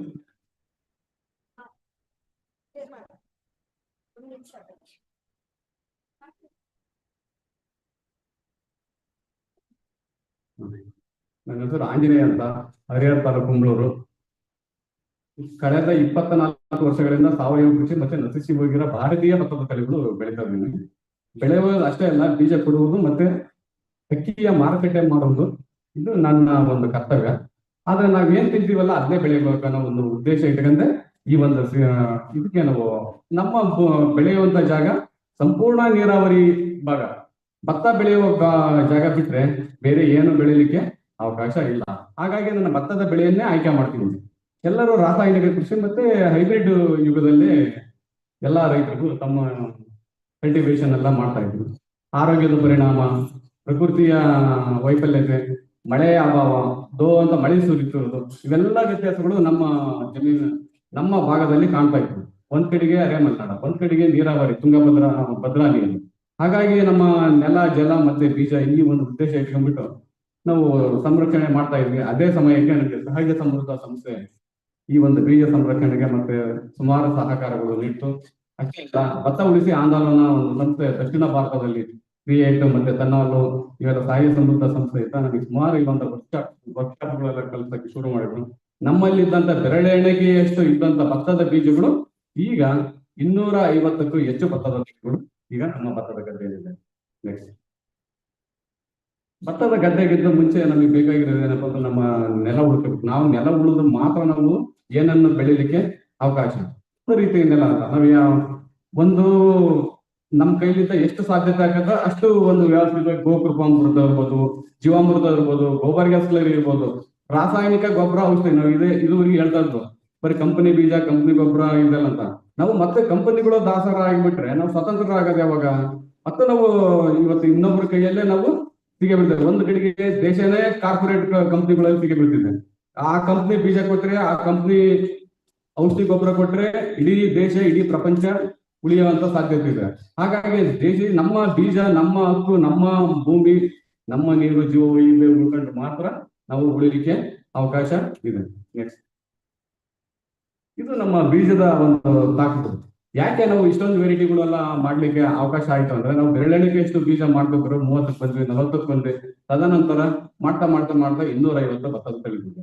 250 ಭತ್ತದ ತಳಿಗಳು ಮಾಡ್ತೀವಿ ಅಂದ್ರೆ ನಾವೇನು ಎಲ್ಲರೂ ಆ ತಳಿಗಳು ಅಷ್ಟೊಂದು ಸಂರಕ್ಷಣೆ ಮಾಡ್ಬೇಕನ್ನೋ ಉದ್ದೇಶ ಇಲ್ಲ. ನಾವು ಅಲ್ಲಿ ಮಾರುಕಟ್ಟೆ ಮತ್ತೆ ನಮಗೆ ಅಧಿಕ ಅದರಲ್ಲೇ ನಮ್ಮ ದೇಶಿ ತಳಿಗಳಲ್ಲೇ ಉತ್ತಮ ಇಳುವರಿ ಬರೋಂಥದ್ದು, ಜನಗಳಿಗೆ ಆರೋಗ್ಯ ದೃಷ್ಟಿಯಿಂದ ಬರೋಂಥದ್ದು, ಆಮೇಲೆ ನಮ್ಮ ಭೂಮಿ ಸ್ವಲ್ಪ ನಮ್ಮ ಭಾಗದಲ್ಲಿ ಉತ್ಕೃಷ್ಟತೆಯಿಂದ ಬಂದು ಯಾವುದೇ ರೋಗ ಬರದಂತ ತಳಿಗಳನ್ನ ನಾವು ಆಯ್ಕೆ ಮಾಡ್ಕೊಂಡ್ಬಿಟ್ಟು 15 ರಿಂದ 20 ತಳಿಗಳು ನಮ್ಮ ಜಾಗದಲ್ಲಿ ಬೆಳೀತಾ ಇದ್ದಾವೆ. ಮತ್ತೆ ಅದನ್ನೇ ನಾವು ಪ್ರತಿ ವರ್ಷ ಒಂದು 40-50 ಕ್ವಿಂಟಲ್ ಶರಣ ಮುದ್ದಣ್ಣ ಕೃಷಿಕರ ಬಳಗದಿಂದ ಭತ್ತದ ಬೀಜ ಕೊಡ್ತಾ ಇದ್ದೀವಿ. ಇವು ಆಮೇಲೆ ನಮ್ಮ ಭೂಮಿ ಸಿದ್ಧತೆಗಿಂತ ಮುಂಚೆ ಮುಂಗಾರು ಹಂಗಾಮಿನಲ್ಲಿ ನಾವು ಏನ್ ಬೇಕಾಗಿದೆ, ಮಳೆ ಬೀಳ್ತದೆ, ಗುಡುಗು ಸಿಕ್ಲು ಇದಾಗ್ತದೆ. ಸುಮಾರು ಭತ್ತದ ಗದ್ದೆಯಲ್ಲಿ ನಾವು ಹಸಿರೆಲೆ ಗೊಬ್ಬರಗಳು ಇವತ್ತು ನೋಡ್ರಿ, ಈಗ ಹಸಿರೆಲೆ ಗೊಬ್ಬರದ್ದು ಲೆಗುಮ್ಸ್ ಅನ್ನೋದು ಇವತ್ತು ನಮ್ಮ ಭಾಗದಲ್ಲಿ ಅಂದ್ರೆ ತಾಂಡ ಹೊಡೆದ. ಅಂದ್ರೆ ಏನಪ್ಪಾ ಅಂದ್ರೆ ಹಸಿರೆಲೆ ಗೊಬ್ಬರ ಬೀಜ ಹಾಕಂತವ್ರು ತುಂಬಾ ರೈತರಿದ್ದಾರೆ, ಆದ್ರೆ ಬೀಜಗಳ ಲಭ್ಯತೆ ಇಲ್ಲ. ಮುಂಚೆ ನಾವು ಹಾಕುವಾಗ 25 ರೂಪಾಯಿ ಕೆಜಿ ಇದ್ದಂತ ಹಸು ಸಣ್ಣವು, ಡಯಾಂಟು, ಪಿಳ್ಳೆ ಹೆಸರು, ವೆರೈಟೀನ್ಸ್ ಈ ತರದ ಕಾಳುಗಳೆಲ್ಲ ಇವತ್ತು 200ರ ಗಡಿ ದಾಟಿದೆ. ಹಾಗಾಗಿ ಇವತ್ತು ಹಸಿರೆಲೆ ಗೊಬ್ಬರ ಹಾಕಂತಾರೆ ಯಾರಪ್ಪ ಅಂದ್ರೆ ತೋಟಗಾರಿಕೆ ಬೆಳೆ ಅಂತಾರ, ಅದ್ರಾಗ ಆಹಾರ ಬೆಳೆ ಅಂತ ರೈತರುಗಳಲ್ಲ, ಅಡಿಕೆ ಬೆಳೆ ಅಂತ ರೈತರುಗಳು ಮಾತ್ರ ಇದಕ್ಕೆ ಆದ್ಯತೆ ಕೊಡ್ತಾರೆ. ನಾವು ಸಾವಯವ ಎಲ್ಲ ನಾವು ಎದಕ್ ಮಾಡ್ತಿದೀವಿ? ನಾವು ಅಡಿಕೆ ಬೆಳೆ ಅಂತ ತೋಟಗುಡಿ ಮಾಡ್ತಾ ಹೊತ್ತು ತಿನ್ನುವ ಅನ್ನಕ್ಕೆಲ್ಲ ನಾವು ವಿಷ ಹಾಕಿ ಬೆಳಿತಿದ್ವಿ. ಇವು ನಮ್ಮ ಭತ್ತದ ತಳಿಗಳಲ್ಲಿ ಸ್ವಲ್ಪ ಶಾಂಪಲ್ಸ್ಗಳು ಏನಪ್ಪಾ ಅಂದ್ರೆ ನಾರಿಕೇಳ ಇರ್ಬೋದು, ರಾಮಗಲ್ಲಿ ಇರ್ಬೋದು, ಚಿಟ್ಟಿ ಮುತ್ಯಾಲ ಇರ್ಬೋದು, ಮಧುಸಾಲೆ ಇರ್ಬೋದು, ಸಿಂಧೂರ ಮಧುಸಾಲೆ ಇರ್ಬೋದು, ಬೇರೆ ಬೇರೆ ವೆರೈಟಿಗಳು ನಮ್ಮ ಭತ್ತದ. ಅದ್ರಾಗೂ ಮುಂಗಾರು ಹಂಗಾಮಿನಲ್ಲಿ ಸುಮಾರು ಒಂದು 250 ತಳಿ ಬೆಳಿತೀವಿ. ಅದೇ ಮಳೆಗಾಲ ಬೆಳೆಯಲ್ಲ ಆದ್ರೆ ಒಂದು 25-30. ಯಾಕಂದ್ರೆ ಎಲ್ಲಾ ತಳಿಗಳಲ್ಲಿ ಬಹಳ ಸೂಕ್ಷ್ಮತೆಗಳು ಇದಾವೆ. ಯಾಕಂದ್ರೆ ಎಲ್ಲವೂ ಬೇಸಿಗೆಯಲ್ಲಿ ಬರಲೇಬೇಕಂತ ಅಲ್ಲದ. ಇವನ್ ನಮ್ಮ ಅಕ್ಟೋಬರ್, ನವೆಂಬರ್, ಡಿಸೆಂಬರ್ ಅಲ್ಲಿ ಮಾತ್ರ ಪರಾಗ ಪಕ್ಷ ಆಗಿ ಬೆಳೆಯಂತ ತಳಿಗಳು ಈ ಒಂದು ನಮ್ಮ ಜಮೀನಲ್ಲ, ನಮ್ಮ ಭಾರತದಾದ್ಯಂತ ಪ್ರಪಂಚದ ಎಲ್ಲಾ ಜೀವ ವೈವಿಧ್ಯ ಕೇಂದ್ರ ಇರೋದು ನಮ್ಮ ಭಾರತದಲ್ಲೇ. ಅಂತದ್ದು ನಮ್ಮ ದೇಶಿ ತಳಿಗಳಲ್ಲಿ ಅಷ್ಟು ಸೂಕ್ಷ್ಮತೆಗಳು, ಕೆಲವೊಂದು ಚಳಿಗೆ ಹೊಂದ್ಕೊಂಡ್ ಬೆಳೆಯಂತ ತಳಿಗಳು, ಕೆಲವೊಂದು ಬರೀ ಮಳೆಗೆ ಬೆಳಕನ್ನ ಯಾವ್ದೇ ಬಿಸಿಲು ಬಿತ್ತು ಅಂದ್ರೆ ಬರದೇ ಇರೋಂಥ ತಳಿಗಳು ಸುಮಾರುಗಳು ಇದಾವೆ. ಇವು ನಮ್ಮ ಭತ್ತದ ಗದ್ದೆಯಲ್ಲಿ ರೋಗ ಮತ್ತೆ ಕೀಟ ಯೂಸ್ ಮಾಡ್ಲಿಕ್ಕೆ ಈ ನಜರ್ಬಾದ್ ಭತ್ತ ಇರ್ಬೋದು, ಡಾಂಬರ್ತಾಳಿ ಇರ್ಬೋದು, ಬೇರೆ ಭತ್ತಗಳು ನಮ್ಮ ಭತ್ತದ ಗದ್ದೆಯಲ್ಲಿ ಇವು ಆಗ್ತವೆ. ಇದು ನಾವು ಭತ್ತದ ಗದ್ದೆಯಲ್ಲೇ ಆಟಗಳು ಮಾಡ್ಬೋದು ಅನ್ನೋದಕ್ಕೆ ಇದೊಂದು ಉದಾಹರಣೆ. 2010-11ರಲ್ಲಿ ನಮ್ಮ ಸಹಜ ಸಮೃದ್ಧ ಕೃಷ್ಣ ಪ್ರಸಾದ್ ಅವರ ಸಹಕಾರದಿಂದ ನಮ್ಮ ಭತ್ತದ ಗದ್ದೆಯಲ್ಲಿ ದೇಶದ ಜಪಾನ್ನಲ್ಲಿ ಮಾಡ್ತಾ ಇದ್ರು, ಅಲ್ಲಿ ಸರ್ಕಾರ ಸಹಯೋಗದಲ್ಲಿ ಮಾಡ್ತಾ ಇದ್ರು. ದೇಶದಲ್ಲಿ ಪ್ರಪ್ರಥಮವಾಗಿ ಭತ್ತದ ವರ್ಲಿ ಸ್ಟೈಲ್ ಆಟಗಳನ್ನ ನಮ್ಮ ಭತ್ತದ ಗದ್ದೆಯಲ್ಲಿ ಮಾಡಿದ್ವಿ. ಇದು ನಮ್ಮ ಕೇಂದ್ರ ಸರ್ಕಾರ ಸ್ವಚ್ಛ ಭಾರತ್ ಅಂತ ಹೇಳ್ತಿದ್ದು. ಸ್ವಚ್ಛ ಭಾರತ್ ಅಷ್ಟೇ ಅಲ್ಲ, ನಾವು ಇದೊಂದು ಹೇಗೆ ಮಾಡ್ಬೋದು, ಪ್ರೆಸೆಂಟೇಶನ್ ಮಾಡ್ಬೋದು ಅನ್ನೋದಕ್ಕೆ ಭತ್ತದ ಗದ್ದೆಯಲ್ಲಿ ಒಂದು ನಮಗೆ ಜಸ್ಟ್ ಇದೊಂದು ಗದ್ದೆ ಮಾಡಿದ್ವಿ. ಇದು ನಮ್ಮ ಸೀಡ್ ಬ್ಯಾಂಕ್ ಮೀಟಿಂಗ್ಗಳು ಇರ್ಬೋದು, ನಮ್ಮ ಜಿಲ್ಲೆಯ ಜಂಟಿ ಕೃಷಿ ನಿರ್ದೇಶಕರು ಅವರು ತುಂಬಾ ಸಹಕಾರ ನೀಡ್ತಿದ್ರು. ಮತ್ತೆ ಅದೇ ರೀತಿ ಸಹಜ ಸಂಬಂಧಗಳು ಸಹಕಾರ ನೀಡ್ತಿತ್ತು. ಅಷ್ಟೇ ಅಲ್ಲ, ಮತ್ತೆ ನಾವು ನಮ್ಮ ಶರಣ ಮುದ್ದಣ್ಣ ಸಹ ಕೃಷಿಕರ ಬಳಗದ ಎಲ್ಲಾ ರೈತರುಗಳಿಗೂ ಸಹಕಾರ ತುಂಬಾ ಬಹಳ ಮುಖ್ಯ ಆಗಿತ್ತು. ಹಾಗಾಗಿ ಆ ರೈತರುಗಳಿಗೂ ನಮಗೆ ತುಂಬಾ ಸಹಕಾರ ಆಯ್ತು, ಈ ಮಟ್ಟಕ್ಕೆ ಬರ್ಲಿಕ್ಕೆ ಕಾರಣ ಆಯ್ತು. ಆಮೇಲೆ ಈಗ ಬೀಜ ಮೇಳಗಳು ಇರ್ಬೋದು, ಸಿರಿಧಾನ್ಯ ಮೇಳಗಳು ಇರ್ಬೋದು. ಇವತ್ತು ಸಹಜ ಸಮೃದ್ಧ ಯಾವುದೇ ಸರ್ಕಾರದ ಅನುದಾನ ಇಲ್ದೊಳಂಗೆ ಇವತ್ತು 40-50 ಕ್ವಿಂಟಲ್ ಭತ್ತದ ಬೀಜಗಳು, 20 ಕ್ವಿಂಟಲ್ ಸಿರಿಧಾನ್ಯ ಬೀಜಗಳು ಕೊಡ್ತಿದ್ದೇವೆ. ನೆಕ್ಸ್ಟ್ ಇವೆಲ್ಲ ನಮ್ಮ ಯೂನಿವರ್ಸಿಟಿ ಮೇಳ ಟ್ರೈನಿಂಗ್ಗಳು, ಇವೆಲ್ಲ ನಮ್ಮ ಶರಣ ಮುದ್ದಣ್ಣ ಸಂಸ್ಥೆಯಿಂದ ಕೊಡ್ತಿದ್ದೇವೆ. ನೆಕ್ಸ್ಟ್ ಇವು ನಮ್ಮ ತಳಬಾಳು ಕೃಷಿ ವಿಜ್ಞಾನ ಕೇಂದ್ರದಲ್ಲಿ ನಾವು ನೋಡ್ರಿ, ನಿಮಗೆ ಒಂದೇ ಒಂದು ಜಸ್ಟ್ ಉದಾಹರಣೆ ಹೇಳ್ತೀವಿ. ಎಲ್ಲರೂ ವಾಟ್ಸಾಪ್, ಫೇಸ್ಬುಕ್ ಎಲ್ಲ ನಮ್ಗೆ ಅಕ್ಕಿ ಮಾರಾಟ ಇದೆ, ಇದೆ ಮಾರಾಟ ಇದೆ. ನಾನು ಇದುವರೆಗೂ ಒಂದು ಫೇಸ್ಬುಕ್, ವಾಟ್ಸಾಪ್ ಎಲ್ಲೆಲ್ಲಿ ಒಂದು ಪ್ರಚಾರ ಮಾಡಿಲ್ಲ. ಶನಿವಾರದ ಸಾವಯವ ಸಂತೆ ಅಂತ ನಮ್ಮ ತಳಬಾಳು ಕೃಷಿ ವಿಜ್ಞಾನ ಕೇಂದ್ರದಲ್ಲಿ ಸಾವಯವ ಸಂತೆ ಮಾಡ್ತೀವಿ ಕಳೆದ 14 ವರ್ಷಗಳಿಂದ. ಇವತ್ತು ಸಣ್ಣ ಹೋಟ್ಲ್ ಇರ್ತೈತೆ, ತಿನ್ನಕ್ಕೆ ಜಾಗ ಇರಲ್ಲ. ಅಂತ ಜಾಗದಲ್ಲಿ ಅವ್ನು ಬರೀ ಅಡಿಗೆ ಮಾಡಕ್ ಅಷ್ಟೇ ಜಾಗ ಇರ್ತೈತಿ, ಹೊರಗೆ 100 ಜನ ನಿಂತ್ಕೊಂಡು ತಿಂತಿರ್ತಾರೆ. ಅಷ್ಟು ಡಿಮ್ಯಾಂಡ್ ಆ ಒಂದು ಗ್ರಾಹಕ ಕಸ್ಟಮರ್ಗಳು ಇರ್ತಾರೆ. ಅಂದ್ರೆ ಏನಪ್ಪಾ ಅಂದ್ರೆ ನಾವು ಕೊಡುವಂತ ಆಹಾರ ಗುಣಮಟ್ಟ ಇದ್ದು ಇವೆಲ್ಲ ಟೇಸ್ಟ್ ಇತ್ತು ಅಂದ್ರೆ ಆ ಹೋಟೆಲ್ ಜಾಗ ಇಲ್ಲ ಇದ್ರೆ ಅವ್ರಿಗೆ. ಹಾಗೆ ನಮ್ದು ಶನಿವಾರ ಸಾವಯವ ಸಂತೆ ಶುರು ಮಾಡಿದ ಮೇಲೆ ಇವತ್ತು ನಮಗೆ ಒಂದು 100-150 ಎಕರೆಗೆ ಅಕ್ಕಿಗೆ ಅಷ್ಟು ಡಿಮ್ಯಾಂಡ್ ಇದೆ. ಎಲ್ಲರೂ ಪ್ರಚಾರ ಕೊಡ್ತಾರೆ, ನೀವು ಬನ್ನಿ, ಕರೆ ತನ್ನಿ, ಹಾಗೆ ಹೀಗೆ ಅಂತ ಹೇಳ್ತಾರೆ. ನಮ್ದು ಯಾವುದು ಪ್ರಚಾರ ಇಲ್ದಂಗೆ ಇವತ್ತು ಈ ಮಟ್ಟಕ್ಕೆ ಬಂದಿದೆ. ಇದು ನಮ್ಮ ಭತ್ತದ ಮೇಳಗಳು, ಬೇರೆ ಬೀಜ ಮೇಳಗಳು, ಅಕ್ಕಿ ಮೇಳಗಳು ಒಂದು ಇವಾದ ಮೇಳಗಳು, ಕಾರ್ಯಕ್ರಮಗಳು. ಇದು ನಮ್ಮ ಬೀಜ ಬ್ಯಾಂಕಲ್ಲಿ ಈಗ ಒಂದು 350 ತಳಿಗಳು ಇದಾವೆ. ಆದ್ರೆ 350 ಅಂದ್ರೆ 350ರಲ್ಲಿ ಬರೀ 250 ಮಾತ್ರ ನಾವು ಪ್ರೆಸೆಂಟ್ ಆಗಿ ಇದು ಮಾಡ್ತೀವಿ. ಅದರಲ್ಲಿ ನಾವು ಡೆವಲಪ್ ಮಾಡಿರೋಂಥ ಒಂದು 5 ವೆರೈಟಿಗಳು ಅವು ತುಂಬಾ ಪ್ರಚಾರ ಆಗ್ತದವೆ. ಆಮೇಲೆ ಅಷ್ಟೇ ಅಲ್ಲ, ಇತ್ತೀಚಿನ ಕಳೆದ 5 ಕರೋನಾ ಬರೋಕ್ಕಿಂತ ಮುಂಚೆ, ಕರೋನಾ ಬಂದಾದ್ಮೇಲೆ ದೇಶಿ ಭತ್ತದ ತಳಿಗೆ ಮತ್ತೆ ದೇಶಿ ಆಹಾರ ತಳಿಗಳಿಗೆ ತುಂಬಾ ಡಿಮ್ಯಾಂಡ್ ಬಂದಿದೆ. ಅಂದ್ರೆ ಇವತ್ತು ಏನಾಗಿದೆ ಅಂದ್ರೆ ಆಹಾರಕ್ಕಿಂತ ಆರೋಗ್ಯ ಬಹಳ ಮುಖ್ಯ ಆಗುತ್ತೆ. ಈಗ ಏನಾಗುತ್ತೆ, ಹೊಟ್ಟೆ ತುಂಬಾ ಊಟ ಸಿಗ್ತೈತಿ, ಆದ್ರೆ ಆರೋಗ್ಯ ಸಿಗ್ತಲ್ಲ. ಹಾಗಾಗಿ ದೇಶಿ ತಳಿಗಳಲ್ಲಿ ತುಂಬಾ ಒಂದು ರೋಗ ನಿರೋಧಕ ಶಕ್ತಿ, ಗುಣಮಟ್ಟದ ಶಕ್ತಿ ಇದೆಲ್ಲ ಇದಂತ ಗ್ರಾಹಕರಿಗೆ ಗೊತ್ತು. ಆದ್ರೆ ಅವರು ನಿಸರ್ಗ ಪರಿಸ್ಥಿತಿಗೆ ಇರೋದ್ರಿಂದ ಈಗ ಬೆಳೆಗೆ ಬಹಳ ಜನ ಮುಂದೆ ಬರ್ತಾ ಇದಾರೆ. ಆಮೇಲೆ ಡಿಮ್ಯಾಂಡು ಅಷ್ಟೇ ಬಂದಿದೆ. ಇದೆಲ್ಲ ನಮ್ಮ ಮೌಲ್ಯವರ್ಧನೆ, ನಮ್ಮ ದೊಡ್ಡ ಭತ್ತದಿಂದ ಮಂಡಕ್ಕಿ ಮಾಡೋದು, ಅವಲಕ್ಕಿ ಮಾಡೋದು, ನಾವು ಕೆಲವೊಂದು ವ್ಯಾಲ್ಯೂಡೇಷನ್ ಮಾಡಿ ಮಾರಾಟ ಮಾಡೋ ಅಂತ ವ್ಯವಸ್ಥೆ ನಮ್ಮ ಇಂದ್ರಲ್ಲಿ ನಡೀತಿರುತ್ತೆ. ನೆಕ್ಸ್ಟ್ ಇದು ನಮ್ಮ ಶನಿವಾರ ಸಂತೆಗಳು, ಆಮೇಲೆ ಬೇರೆ ಬೇರೆ ನಮ್ಮ ಮೇಳಗಳಲ್ಲಿ, ಆಮೇಲೆ ನಡೀತಿರೋಂಥ ಕಾರ್ಯಕ್ರಮ. ನೆಕ್ಸ್ಟ್ ಇವು ನಮ್ಮ ಬಂದಿರೋಂಥ ಅವಾರ್ಡ್ಗಳು, PPFR ಇರ್ಬೋದು, ಪ್ಲಾಂಟ್ ಜನೌನ್ ಸೇವಿಯರ್ ಇರ್ಬೋದು, ಸುಮಾರು ಪ್ರಶಸ್ತಿಗಳು, ಆಮೇಲೆ ಕೃಷಿ ಪಂಡಿತ ಪ್ರಶಸ್ತಿಗಳು. ಇದು ನೆಕ್ಸ್ಟ್ ಇವೆಲ್ಲ ಅವಾರ್ಡ್ಸ್ಗಳು. ನೆಕ್ಸ್ಟ್ ಇವೆಲ್ಲ ಪ್ಲಾಂಟ್ ನೆಕ್ಸ್ಟ್ ಇದು ಕಳೆದ ವರ್ಷ ಲ್ಯಾಂಡ್ ರೇಸ್ ಅಂತ ಒಂದು ಕಾರ್ಯಕ್ರಮ ಮಾಡಿದ್ವಿ ಸರ್ಕಾರ ಮಟ್ಟದಲ್ಲಿ. ಆದ್ರೆ ಇದುವರೆಗೂ ನಾವು ಲ್ಯಾಂಡ್ ರೇಸ್ ಅನ್ನೋ ಒಂದು ಕಾರ್ಯಕ್ರಮ ಗೊತ್ತೇ ಇಲ್ಲ. ಆದ್ರೆ ಈಗ ಅದು ಸರ್ಕಾರಕ್ಕೆ ಕಣ್ತರಿಬಿಟ್ಟು ನಾವು ಮಾಡೋಂತ ಕೆಲಸಗಳು ಗುರ್ತಿಬಿಟ್ಟು ಕಳೆದ ವರ್ಷ 14 ಜಿಲ್ಲೆಯಿಂದ ಅರಮನೆ ಮೈದಾನದಲ್ಲಿ ಭತ್ತದ ಸಂರಕ್ಷಕರು ಯಾರಿದ್ದಾರೆ ಅನ್ನೋದು ಇದು ಮಾಡಿಬಿಟ್ಟು ಈ ಕಾರ್ಯಕ್ರಮದಲ್ಲಿ ಈ ಕಾರ್ಯಕ್ರಮಕ್ಕೆ ಬಂದಿದ್ದಾರೆ ನಮ್ಮ ವಸಂತಮ್ಮ ಅಂತ ಸರ್ಕಾರಿ ಟೀಚರ್, ಅವರು ಎಲ್ಲ ಇದು ಮಾಡ್ತವ್ರ, ಅವ್ರನ್ನು ನನ್ನ ಕರೆಸ್ಬಿಟ್ಟು ಅಲ್ಲಿ ಕಾರ್ಯಕ್ರಮ ಮಾಡಿದ್ವಿ. ಇದು ನಮ್ಮ ಭತ್ತದ ನಮ್ಮ ಕುಟುಂಬದ ನಿರ್ವಹಣೆ ಮತ್ತೆ ಅಷ್ಟೇ ಅಲ್ಲ, ಅದು ಈ ಭತ್ತದ ತಳಿಗಳಲ್ಲಿ ತಾಕುಗಳಲ್ಲಿ ಹೇಗೆ ಮಾಡ್ಬೋದು ಅನ್ನೋದು. ಆಮೇಲೆ ಕಾಸ್ಟ್ ಆಫ್ ಕಲ್ಟಿವೇಶನ್ ಅಂತ ನಾವು ಹೇಳ್ತೀವಿ. ಈಗ ಇದು ಮಾಡಿರೋದು ಕರೋನಾ ಬರೋಕ್ಕಿಂತ ಮುಂಚೆ 2017-18ರಲ್ಲಿ ಮಾಡಿರೋಂಥ ಕಾರ್ಯಕ್ರಮ. ಅವಾಗ ನಮ್ದು ಕೂಲಿ ಲೇಬರ್ ಖರ್ಚೆಲ್ಲ 200 ರೂಪಾಯಿ ಇತ್ತು, ಇವಾಗ 200-250 ರೂಪಾಯಿ ಇದೆ. ಅವಾಗ ಒಂದಾಳೆ ಏನ್ ಕೆಲಸ ಮಾಡ್ತಿದ್ರು, ಈಗ ಇಲಿಯಾಸ್ ಅವರು ಹೇಳ್ತಾ ಇದ್ರು ಈಗಿಂದ ನಮಗೆ ಏನ್ ತೊಂದರೆ ಆಗ್ತಾ ಇದಾವೆ ಅಂತ. ಅವಾಗೆಲ್ಲ ಒಂದಕ್ಕೆ ನಾವು ದೇಸಿ ವೆರೈಟಿಗಳು ಹಾರ್ವೆಸ್ಟ್ ಮಾಡಿ ಕಟಾವ್ ಮಾಡಿ ಇದು ಮಾಡ್ಲಿಕ್ಕೆ 10,000 ರೂಪಾಯಿ ಹೋಗ್ತಾ ಇತ್ತು. ಈಗ 20,000 ರೂಪಾಯಿ ಆಗ್ತಾ ಇಲ್ಲ, ಅಷ್ಟು ಕಷ್ಟ ಇದೆ. ಇವತ್ತು ನಾವು ಹೇಳ್ತಿದ್ವಿ ಅಷ್ಟೇ, ನಾವು ಸಾವಯವ ಕೃಷಿ ಇದೆ, ಭೂಮಿ ನಾವು ಉಳ್ಕೋಬಹುದು ಈಗೆಲ್ಲ ಅಂತದ, ಆದ್ರೆ ಆಹಾರನೇ ಸಿಗುತ್ತಲ್ಲ ಅನ್ನೋದು ನಮಗೆ ಗೊತ್ತಿಲ್ಲ. ಯಾಕಂದ್ರೆ ಇವತ್ತು ಪ್ರತಿ ಜಿಲ್ಲೆಯಲ್ಲಿ ವರ್ಷ 1,000 ಎಕರೆ ಜಮೀನ್ ತಿಂತಾ ಐತಿ, ಒಂದ್ ಕಡೆಗೆ ಅಡಿಕೆ ತೋಟಗಳು ಎಕ್ಸ್ಟೆಂಡ್ ಆಗ್ತಾ ಐತಿ, ಒಣ ಭೂಮಿ ತೋಟಗಾರಿಕೆ ಬೆಳೆ ಇದಾಗಿದೆ, ಆಹಾರನೇ ಕರೆಕ್ಟ್ ಐತಿ ಇವತ್ತು. ಈಗ ಮುಂದಿನ ನಮ್ಮ ಪೀಳಿಗೆಗಿಂತ ನಮ್ಮ ಮುಂದಿನ ಮಕ್ಕಳ ಮರಿಗಳಿಗಿಂತ ಈ ಲಾಲ್ ಬಹದ್ದೂರ್ ಶಾಸ್ತ್ರಿ ಅವ್ರ ಪೀರಿಯಡ್ ನಲ್ಲಿ ಏನಾಯ್ತಲ್ಲ ಅದೇ ರೀತಿ ಮರುಕಳಿಸಬಹುದು ಅಂತ ಐತಿ. ಮತ್ತೆ ನೆಕ್ಸ್ಟ್ ಕಂಪನಿಗಳ ಪ್ಯಾಕೆಟ್ ಫುಡ್ಗೂ ಎಲ್ಲರೂ ಕೈ ಒಡ್ಬಹುದು ಅನ್ನೋದು ನನ್ನ ಈಗ ಆಗ್ತಿರೋ ಪೊಸಿಷನ್ ನೋಡಿದ್ರೆ ಅದಕ್ಕೆ ಉದಾಹರಣೆ ಅಂತ ಅನ್ಸುತ್ತಿದೆ. ಯಾಕಂದ್ರೆ ಬರದ ಮುನ್ಸೂಚನೆ ಎಲ್ಲರೂ ಬೇಡುವ ಪರಿಸ್ಥಿತಿಯಲ್ಲೇ ಇದಾರೆ ಅನ್ಸುತ್ತೆ. ಇದು ನಮ್ಮ ವೆರೈಟಿಗಳಲ್ಲಿ ಕ್ಯಾಂಪಸ್ಗಳು, ಇವೆಲ್ಲ ಕರಿಗಗ್ಗ ಇರ್ಬೋದು, ರಂಬೆಲ್ಲಿ ಇರ್ಬೋದು, ಮುಖಂಡಿ ಕಣ್ಣು ಇರ್ಬೋದು, ಸುಮಾರು ವೆರೈಟಿಗಳು ನಮ್ಮ ಒಂದು ಬೀಜ ಬ್ಯಾಂಕ್ ಅಲ್ಲಿ ಕ್ಯಾಂಪಸ್. ಇವು ನಾವು ಅಭಿವೃದ್ಧಿ ಮಾಡಿರೋಂಥ ತಳಿಗಳು. ನಾವು 5 ವೆರೈಟಿಗಳು ಡೆವಲಪ್ ಮಾಡಿದ್ವಿ. ಈಗ ನೋಡ್ರಿ, ಇನ್ನು ಆಗ್ಲೇ ಒಂದು ನ್ಯಾಷನಲ್ ಇನೋವೇಷನ್ ಫೌಂಡೇಶನ್ ಅಂತ ಅಂದನು ಸಣ್ಣ ಮತ್ತೆ ಸಿಂಧೂರ ಮೊದಲ ಸಾಲ ಇತ್ತು. ಬೇರೆ ವೆರೈಟಿಗಳಿಗಿಂತ ಈ 2 ವೆರೈಟಿಗಳು ಹೈ ಈಲ್ಡಿಂಗು ಮತ್ತೆ ಹೆಕ್ಟರ್ಗೆ ಎಷ್ಟು ಬರುತ್ತೆ ಅನ್ನೋದಕ್ಕೆ ಒಂದು ಸಂಪೂರ್ಣ ವಿವರ PPT ಹಾಕಿರೋದು. ಆದ್ರೆ ನಾನು ಇದು ಮುಂಚೆನೆ ಕಳಿಸಿರೋದ್ರಿಂದ ಇವು ಅಂದನೂರು ಸಣ್ಣ ಅನ್ನೋದು ಅಷ್ಟ. ಈಗ ಮಳೆಗಾಲ ಮತ್ತೆ ಬೇಸಿಗೆಯಲ್ಲಿ ಬರೋಂತ ತಳಿ ಇದು ದನಗಳಿಗೆ ಉತ್ತಮ ಮೇವು ಮತ್ತೆ ಊಟಕ್ಕೂ ತುಂಬಾ ರುಚಿ, ಅಷ್ಟು ಡಿಮ್ಯಾಂಡ್ ಇದೆ ಈಗ. ಆದ್ರೆ ನಾವ್ ಏನೇ ಬೆಳಿತೀವಿ ಅಂದ್ರೆ ರೈತರುಗಳು ಮುಂದೆ ಬರ್ತಾ ಇಲ್ಲ, ತಮ್ಮ ಮನೆ ಊಟಕ್ಕೋಸ್ಕರ ಮಾತ್ರ ಬೆಳಿತಾ ಇದಾರೆ. ಕಮರ್ಷಿಯಲ್ ಒಳಗೆ ದೇಶಿ ಭತ್ತದ ತಳಿಗಳು ನಾವ್ ಅನ್ಕೊಂಡ್ ರೀತಿ ಒಳಗೆ ಇನ್ನೂ ಬರ್ತಾ ಇಲ್ಲ. ಇದು ಕುಂಬಳಕಾಯಿ, ಇದು ಅದಷ್ಟೇ ಫೈನ್ ರೈಸ್, ಇದು ಲೈಟ್ ಆಗಿ ಆರಾಮ ಬರುತ್ತೆ. ಆಮೇಲೆ ಇದು ಉತ್ತಮವಾದ ಗ್ರಾಹಕರು ಬೇಡಿಕೆ ಇರುವ ಅಕ್ಕಿ. ಸಿಂಧೂರ ಮೊದಲ ಸಾಲ ಅನ್ನೋದು ಇವತ್ತು ನೋಡ್ರಿ ನಮ್ಮ ರಾಜ್ಯ ಅಲ್ಲ, ಬೇರೆ ರಾಜ್ಯಗಳಲ್ಲಿ ತುಂಬಾ ಡಿಮ್ಯಾಂಡ್ ಇದೆ. ಲಾಂಗ್ ರೆಡ್ ರೈಸ್ ಇದು ಇವತ್ತು ಶುಗರ್ ಪೇಷಂಟ್ಗಳು ಸತಿಗೆ ನಾರ್ಮಲ್ ಆಗಿದ್ದಾರೆ ನೋಡ್ರಿ. ಇವತ್ತು ಪ್ರತಿಯೊಬ್ರು ನಾವು ಭೌಗೋಳಿಕ ವಲಯದ ಆಧಾರದ ಮೇಲೆ ನಾವು ಆಹಾರ ನಿರ್ಧಾರ ಮಾಡ್ತೀವಿ. ಈಗ ಮಲೆನಾಡು ಮತ್ತೆ ಕರಾವಳಿ ಜನಗಳು ಎಲ್ಲ ಏನು ಸಿರಿಧಾನ್ಯನ ಊಟ ಮಾಡ್ತಿದ್ರ, ಜೋಳನ ಊಟ ಮಾಡ್ತಿದ್ರ? ಇಲ್ಲ, ಅಕ್ಕಿನೇ ಊಟ ಮಾಡ್ತಿದ್ರು.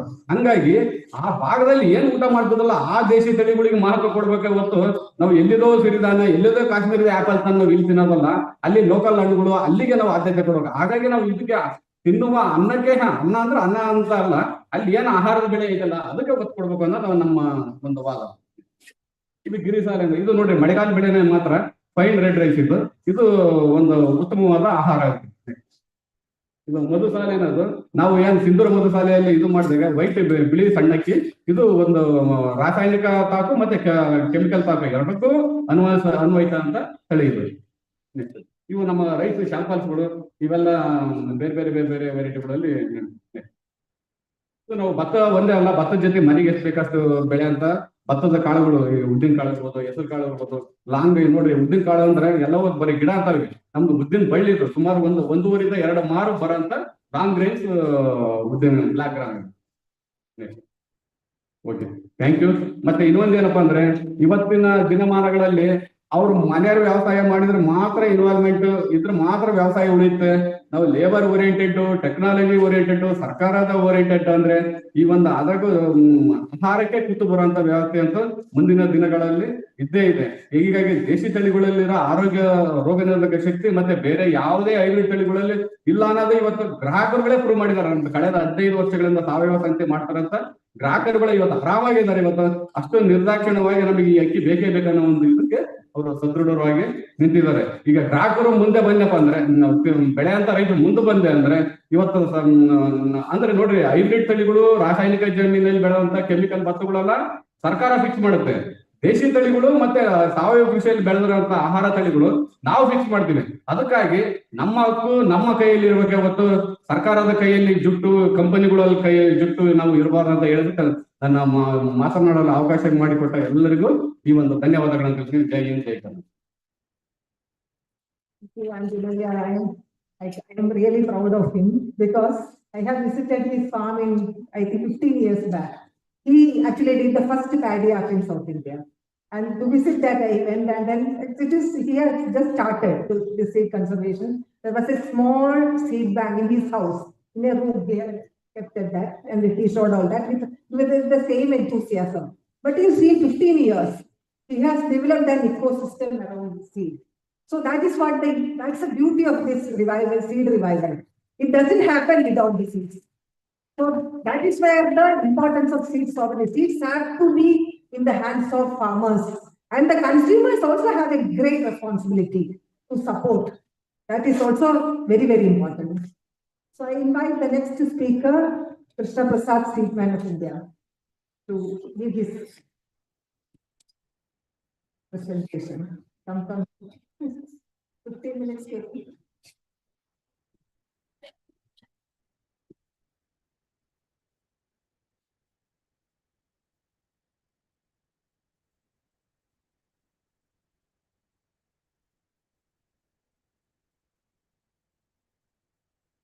ಎಲ್ಲರಿಗೂ ಬೀಜ ನಮಸ್ಕಾರಗಳು. ವಣಕಂ.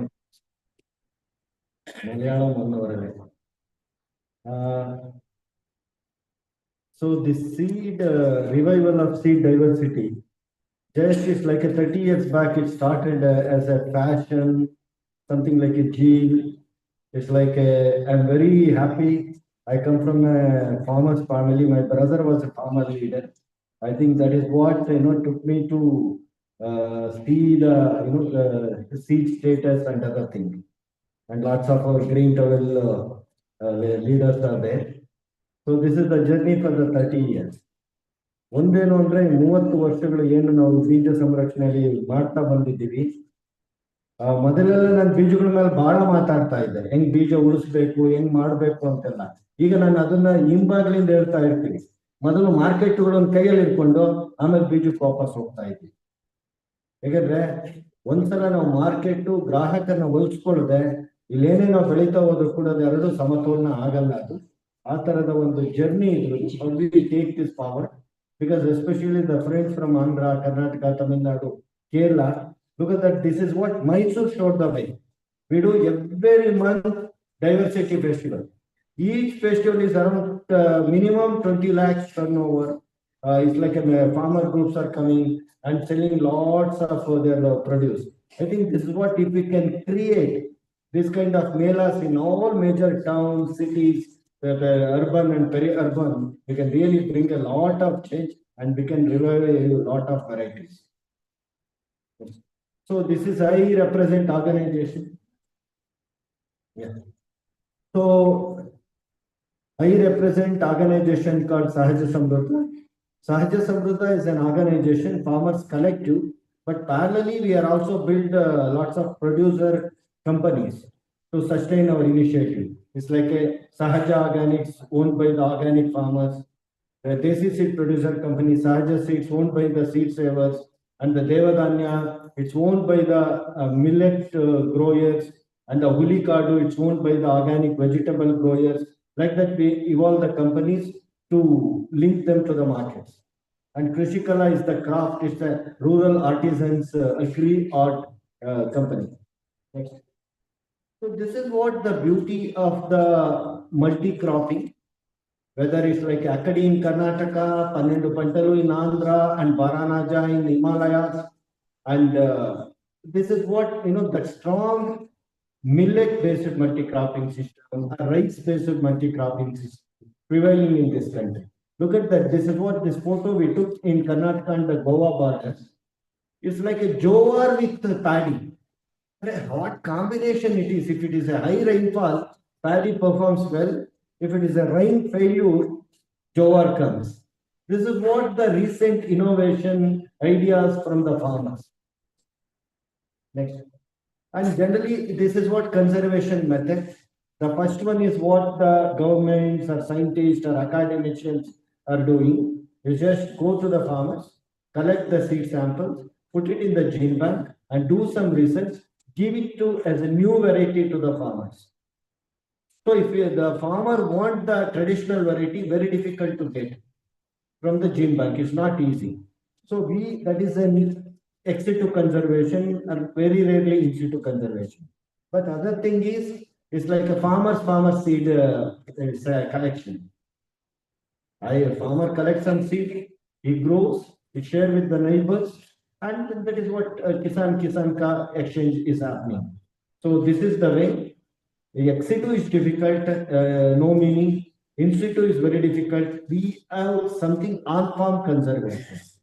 It's like maybe we collect some variety from Tamil Nadu, grow in our farm and field. It's an on farm. So that kind of conservation practice we adopted. Next.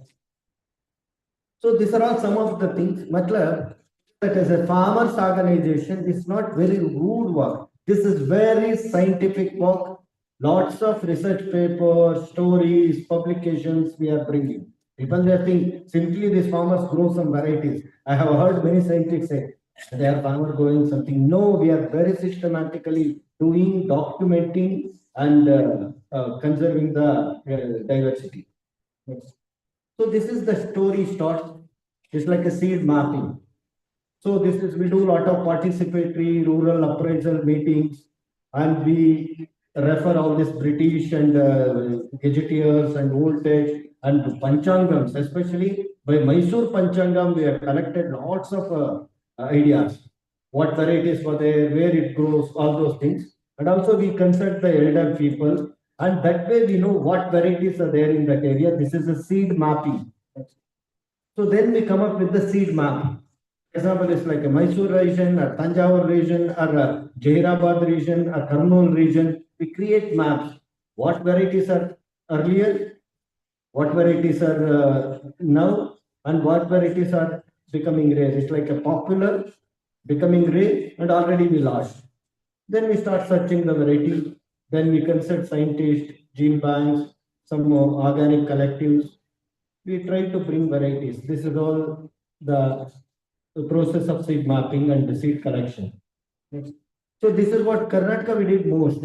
For rice, ragi, millets, most of the vegetables we have done. It's like we identified 348 rice varieties in Karnataka. There are many varieties, but we have documented 348 varieties. Millets more than 150. Ragi alone, 78 ragi varieties are there. 78 means this is all names, characteristics, which farmer is conserving. I think without that, we can collect more than 150, 160 varieties. Still, the diversity is there. Yes. So this is the thing. Once you collect, you establish the diversity block. This is Sawa, little millet. It's like when Panchayat president gave 1 acre land.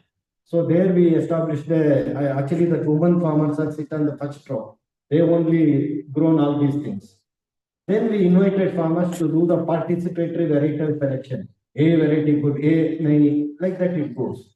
Whatever the farmer selects, that variety we call as a potential variety and goes for large scale multiplication. Whatever varieties farmers reject, that go to the community seed banks run by the Mahila Sangha. Next. Look at that. This is what we gave different color tag to men and women farmers. Because then to see what their preferences. Next. So this is the one women group. Actually, our women groups play a major role. They are the custodians. This women group conserves 70 ragi varieties. I told you, na? This group they conserve. Even they don't have land also. They lease the land and every year they conserve the varieties. Like that, we have women group conserving wheat variety, women group conserving ragi variety, women group conserving some rice varieties. Like that is all the work of the rural women groups are doing. So this is what I think South Karnataka people knows. Ragi is very vulnerable to neck and finger blast diseases. It's like you start doing simple selection. It's like collect the good panicles. Within 3-4 years, you can get rid of this neck blast and finger blast. Minimum 20% of the yield goes up. See how it is. It's like a Kollegal, this Veerappan, that PR Hills and Mudumalai area. This work done. So these are the varieties already farmers bred varieties like Siddhasanna, one of the popular rice, and Anjaneya bred 2-3 varieties, and also one NMS2 is there. Like that, whatever the HMT popular varieties, these are all the varieties bred by the farmers we are popularizing. Actually, HMT and Siddhasanna are so popular. And the Jagalur Ragi, Karnataka Ragi is very popular in Orissa. Our Siddhasanna variety is very popular in Andhra Pradesh. That variety is bred by one of our Boregowda farmer near Mandya. So this is the community seed bank. Morning BB Jan was here. So this is the big bank that women group runs, and they won that Equator Initiative Award also. So this is what, how the beauty is something in 2023 that is rain failure. So even the maize also failed that time. But when Veerbhadrappa, the farmer, he grown different millets. You can see how green it is. Is all the 9 millets along with the grain amaranthus. So that is possible. Traditional varieties, especially the millets, face this climate change. And this is the beauty. I think most South Karnataka India people must pick it up. And Akora, Varalu, brown top millet, one of the hardy millet. This is the gift from the Rayalaseema area. It was very popular in Pavgada, Penagonda, Madhugiri, Chittur, Kadri, that area, and also Hiriyur, Shira. So moreover, it was lost. But anyway, it's again back, and many farmers are doing. It's 18% dietary fiber. Oats is only 11%. If you make that roti beautiful, you can keep more than a month, and you can grow under tree shade, especially under the tamarind tree. Next. So these are all the practice. Guli ragi, matlab it's like a variety is alone not important. Even agronomical practices are also important. Using the traditional ragi, using guli ragi method, minimum 15 quintals, 25 quintals per acre. Our Devlu friend is there from Devlu Garu, from Andhra Pradesh. Actually, Andhra Pradesh government picked this concept and promoted it in a very big scale. But we Karnataka, we forgot it. Nandini madam. So Devlu, their government is promoting Ragi Guli. So this is one of the promising practice. And look at that varieties, Badgi chili. Actually, Badgi chili, it was in the pre-independence era, it was exporting to Germany, not for eating, to make the lipstick. It's like a less spicy, more attractive color. Only in the small pockets like a Kundugola, Annigeri, some parts of Gadaga people are growing. But in all the shops it's available, Badgi Mexica. Because I don't want to name the company, that company cheats the farmers. They sell at 60,000-70,000 rupees seed per acre in Bellary and Kurnool. They are all calling it as a Badgi. Because in the name of the Badgi farmers variety, they are making the profits. So we are now working on bringing back that one, and this are all, look at the diversity. How beautiful. During our Kisan Swaraj Yatra, one of the farmers brought this baigan, badnekai. Next. So this is also, we can do wonders. It's a simple thing. It's like a carrot is very expensive. Small tin of carrot seed is coming from Japan talkies. It's 20,000 rupees small packet. Our farmers said so expensive, we want to try some desi. This is near Bangalore. Farmers did this comparison, different carrots. Next. So look at that. This is what yellow carrot is very soft. Red carrot is normal. Black carrot is very medicinal. So this is what we trained our consumers. Yes. So especially Rajmudi or in Mysuru, in many of the shops, you will easily see this Rajmudi, very popular rice in Mysuru and around the area. Yes. So this is what especially Usha is their Save Rice campaign.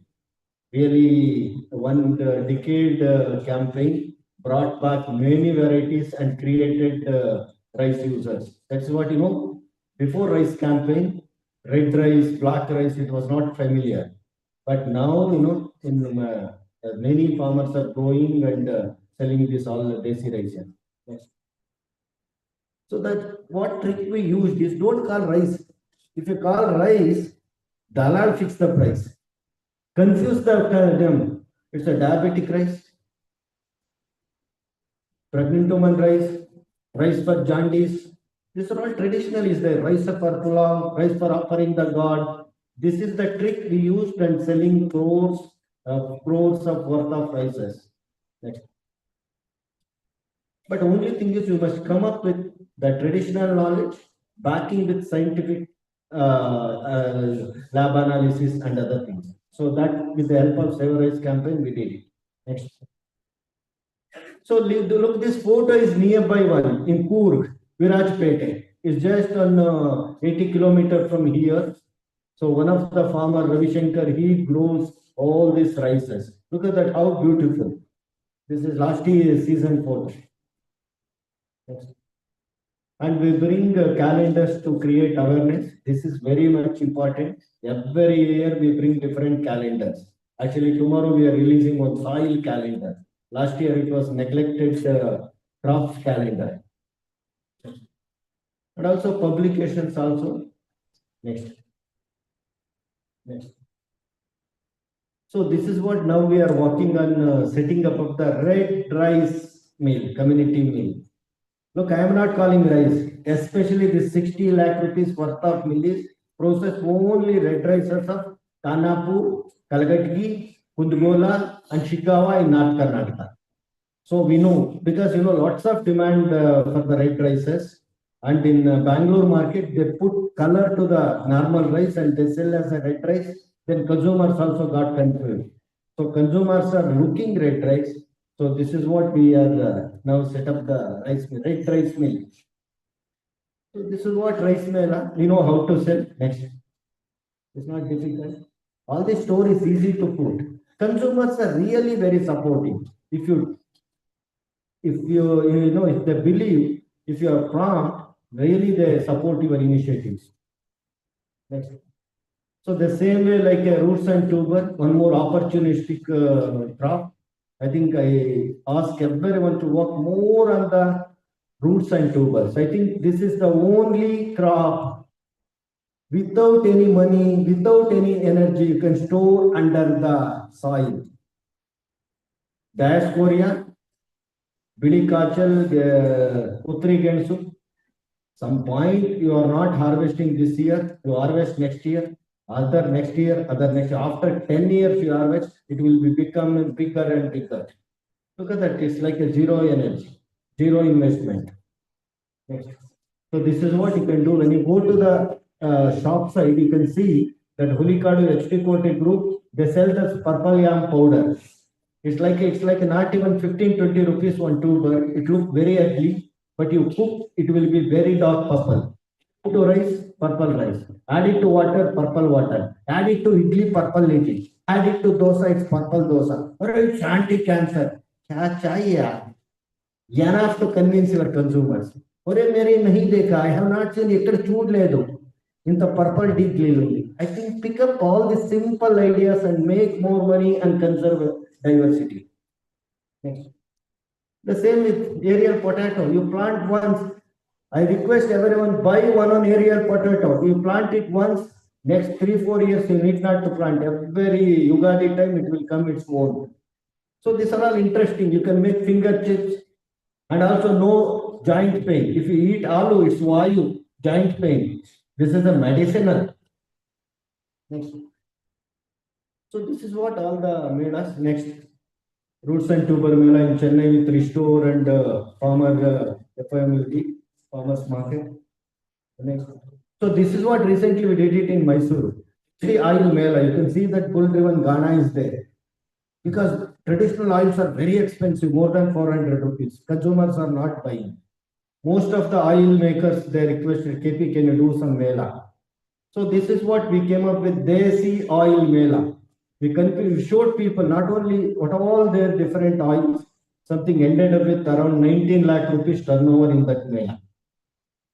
So now we will do these melas regularly. Next. So, next. Next. But only thing is we need preparation, create stories. This is what Dal Mela, I can tell hundreds of stories. It's like one of the Jawar tour. It's like nowadays this Jawar Pishanti tour is not available. We requested our farmers to do, they grew, but how to sell? It's all very chota. When we make dal, the dal is 270 rupees per kilo. Market is not even 110 or 120. How to do? For that, we created Desi Dal Mela. How to attract consumers? Look at this black chana, Bengal gram. It is remedy for the kidney stones. This is we checked with the farmers, with the local doctors. People said, yes, it works. So people have the kidney problem. If they can soak this black chana overnight and consume that water, that cures like that, we confirm. Then in the Mela, we promoted it in a very big scale. Apart from that, we also pushed that Jawar Tori. So one of our Vinayaka Mahila Sangha, that Fatima and others are here. They are now 5 to 6, 7 tons tour they are buying, with all they are selling. Next. So these are all maize. Still we are struggling, myself and Soumik. We did a lot on this color maize. But South India maize is not a daily food. That's what still we are struggling to revive this Desi maize. Next. So this story is amazing. Kunduru people are there, Tula is there. I think it's not just Khadi. I think that name is, if you use Tula, this kind of cloth, then only it's Khadi. Because it's an Indian cotton. There are 4 cotton. Indian cotton and Egyptian cotton are the old ones. American cotton and the South American cotton are the new world cottons. All now, we say Khadi, Khadi, Khadi, this Khadi Gramojo. That is not, it's an American cotton, BT cotton. Then they do all hand spinning and hand weaving. That is not true Khadi. True Khadi means people must do Kunduru, Kala, what is that, Bengal Desi, Jaidar, or our Tamil Nadu varieties there. Na? So this is what they can use. So this is all about revival. Next. Next. Look at that, how hardy it is. Next. So these are all the seed savers. What we Sahaja did, organic farmers or natural farmers. Yabo next level is the seed savers. Yabo is the seed producers. So now we are creating seed producers. Their job is to just produce quality seeds. Our seeds are much, much better than any seed corporation. Any seeds that we can do. Just Sahaja Seeds is doing more than 1.2 crore business. We can do wonders. I think I am looking this kind of farmer-owned seed companies must come everywhere across India. So this is all about our story. So please visit Sahaja Seeds, Devdanya, Sahaja Organic, Pulikadu. Apart from all our biodiversity festival stalls, pick up the seed. That is, that is a memory for this Mysore visit. Thank you. Thank you all. Bija Namaskaram. I think this time is not enough. Then I have to make it short. So next I invite Dr. Prasad to come. And after this talk, there will be some time, some 10 minutes, so people can ask their questions, challenges which you face, and there are people who can help you to understand how to overcome. So please be prepared for that also. Thank you. Good evening to all of you. Thanks to the organizers for giving me this opportunity. And excellent 3 presentations, beautiful photographs, and beautiful stories. My subject is going to be very dry. So this is your future requirement. I'll be talking that if you want to really bring the seed sovereignty across India, what are the issues? Are there any provisions that government gives?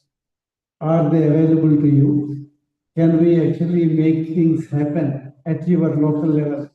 Are some of the issues which I would like to speak, particularly from the green the traditional varieties popularization. If you see some of the reasons why actually traditional varieties forgotten, and thank you for asking an excellent question.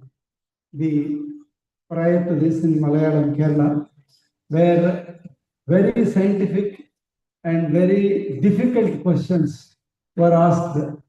Then what are the difficulties in taking traditional varieties to move forward? And the story is that we lost many of the traditional varieties for these reasons. And the traditional knowledge that is with our farmers is completely eroding and not being used and not being respected. There is inadequate support, and then from the government, though there are a lot of policies, acts which are favorable to traditional varieties, but on the ground, they are not really much happening for various reasons. In addition to all these things, there is also climate change dimension there, which is changing. So our approach towards climate change also should be very careful now. Earlier, I was thinking traditional varieties originating from a particular place should be promoted there. But the place itself is changing now. The place which was very with heavy rainfall is now coming up with prolonged drought periods. And where prolonged drought is there, floods are coming.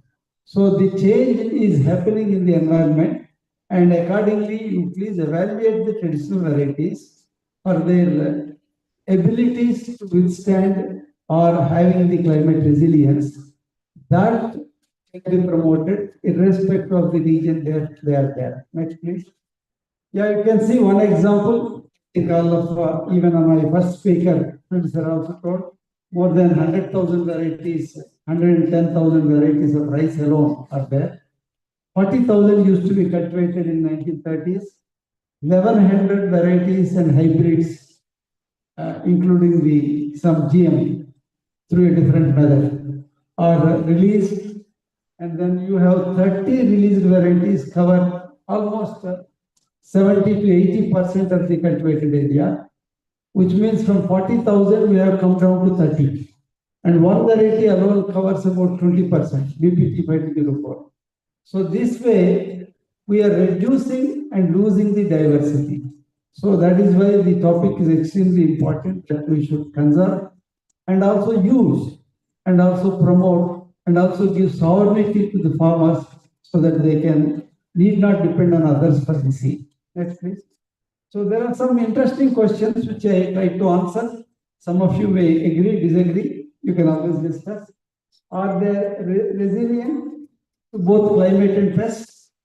Are they nutritionally dense in quality and quantity? The answer is yes. So these are missing in the released varieties.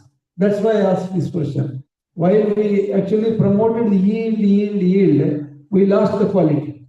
Quality in terms of not only the minerals, vitamins, and other proteins, its quality, but also the quantity of those minerals is reduced and almost nil.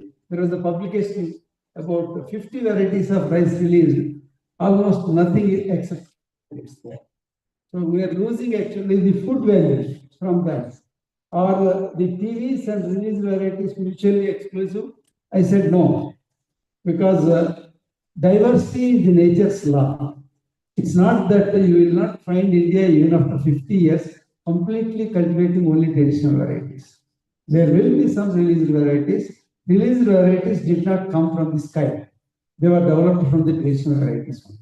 So last 30 years, 40 years back, what was collected and a simple selection process, they released varieties. Such varieties will live for long. Then the NMNF Are TVs better than RVs? Maybe some. Selected evaluation will come to them.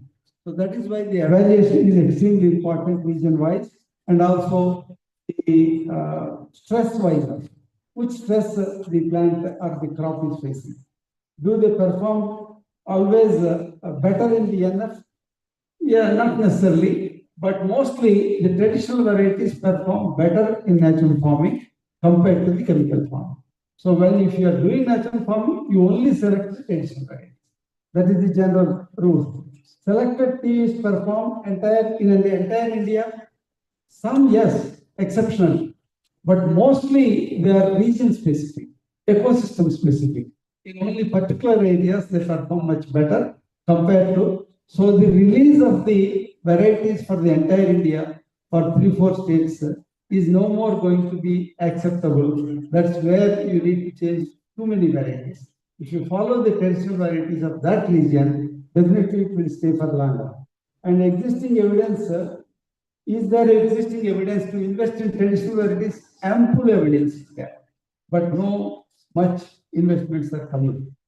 So this is another thing. Next, some more, the can TVs replace food secure. These people, you know, what the government is unable to move forward because there is a threat from the scientific community that if you try to promote too much traditional varieties, India will become food insecure because they are low yielders, there will not be there will be a problem there. Means food security is threatened by, even now, hardly you tell me what is food security now. Even very recently, only fruits and vegetables are included in food security. Otherwise, it's only grains and mostly rice and wheat. And rice and wheat, where it is coming, maximum 4 to 5 states. So we have so many other states where more than 45% people are still using the traditional variety seeds. So the current global perspective on agroecology, now the scientists, scientific institutes who have a vision for the future, they completely realize that if we continue to do the agriculture the way that we are doing, we will be doomed. The temperature will rise, and then the extreme events are increasing every year, which is extremely difficult to bear. The human survival is at the question. So the changing agriculture is not only for food, even for human survival, changing agriculture is extremely important. What is CTIR? That is Council for the International Agricultural Research. So these CGIR institutes, one of the examples in India is Kisan. There are others also. They have also realized monocrop based institutes is difficult. So they have come up with multiple cropping systems and separate projects they are working. So monocropping is not order of the day today. Unless we change that, we will not get the benefits of the position varieties. Next, please. Yeah, you can see some of the national framework acts and policies I tried to give, which are having provision for traditional varieties, natural farming promotion. But how much is in reality is happening is a matter of a big question. So if you see Seed Act, of course, recognize traditional varieties at all. There is no mention there. But in the new version, they are mentioning, and they are also claiming that there is a provision to make this TVs exchange legal, and the corporate penalties will not be applicable to these varieties, and registration mandatory is exempted for these traditional varieties. These are some of the things that they are trying to promote. But as a whole, if you see seed bill, there are many other things which are missing, which needs to be really revamped to suit to not only India, even for the protecting the human survival. We need really to bring some changes to the seed. Then we have the National Agricultural Policy, then protection of plant varieties. National agricultural policies are very good. We are intellectuals, we get good policies, but policy is not converted into schemes, implementation, budget allocation, those things that does not happen. So National Agricultural Policy certainly talks about traditional varieties, but not much budget allocation. In 50 FRA, the farmer varieties versus traditional varieties, they do not require, the word traditional variety is not there, and their job ends once they give you certificate. Your farmer variety is recognized and you have the ownership, and put that photo into your home on the wall. Beyond that, no seed production, no seed supply chain, no support, it is not their job. So that's how there is a disconnect. Then the Amendment Act of Biological Diversity Act has come. It's not linked again to seed systems and supply chains. You recognize land races, you give them credit, but you don't really convert it into seed supply chains. They don't have budget, they don't have schemes to the seed systems, which is missing. Seed policy, there is an action plan for traditional varieties is missing. Horticulture waste, particularly the fruits and vegetables. So many people told. Actually, in the 1960s, most of the vegetables, exotic vegetables were imported into India and they were released as a varieties. And they are taken more. Whereas if you see, we have a large number of traditional varieties in fruits and vegetables, they are ignored. These varieties which are exotic, which came into India, they are very popular. And we have the national policy for farmers. Then this supports community seed banks. But till recently, only some very meager amount has come for support to the community seed banks. The real conversion of this national policy for farmers into community seed banks is not there. National Food Security Act very well mentioned about traditional varieties.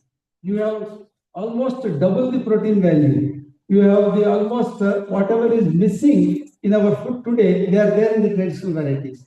But the so-called Food Security Act do not have a major program on dealing with the malnutrition with the help of the traditional varieties. Lot of scope for getting these things.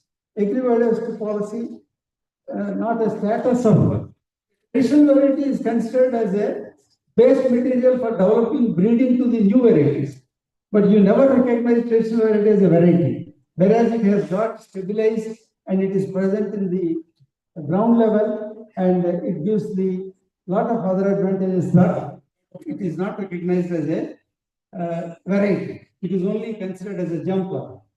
National Mission for Sustainable Agriculture, good, but community conservation is not focused on that, and it is RKVY, PKVY are very good. Some of the states really took the advantage of these programs and then they multiplied traditional varieties like Govt in the rice, and then many other varieties are multiplied in the states, but in a very small, meager, that means not even 1% of the total production is there. So the nutrition mission, lot of scope for traditional varieties in the nutrition mission, but the role is missing there.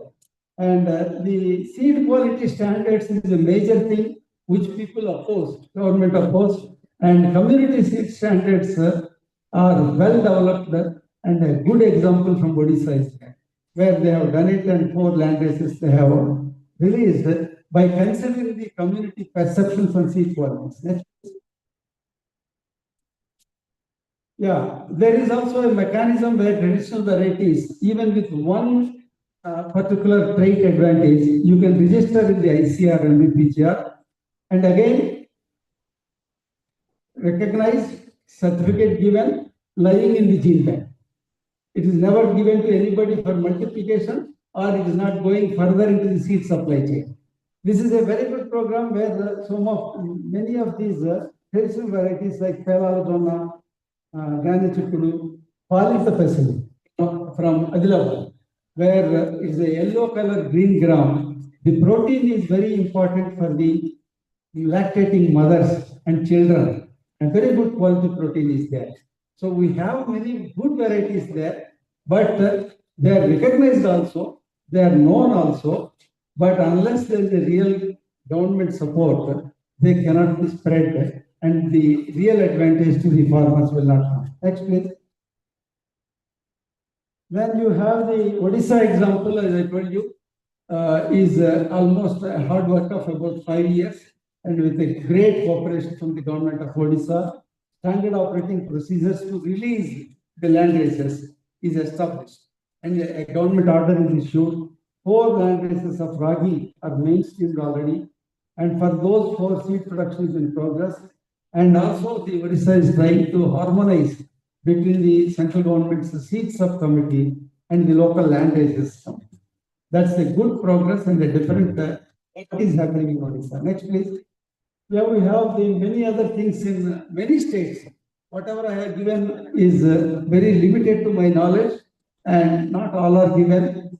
Wonderful work. So many people sitting here, and my predecessors also gave excellent examples. But just to tell you that traditional varieties, some work is going on and some policies are there. These are from Madhya Pradesh, different ones, and the if translated or otherwise, the PowerPoint can be distributed.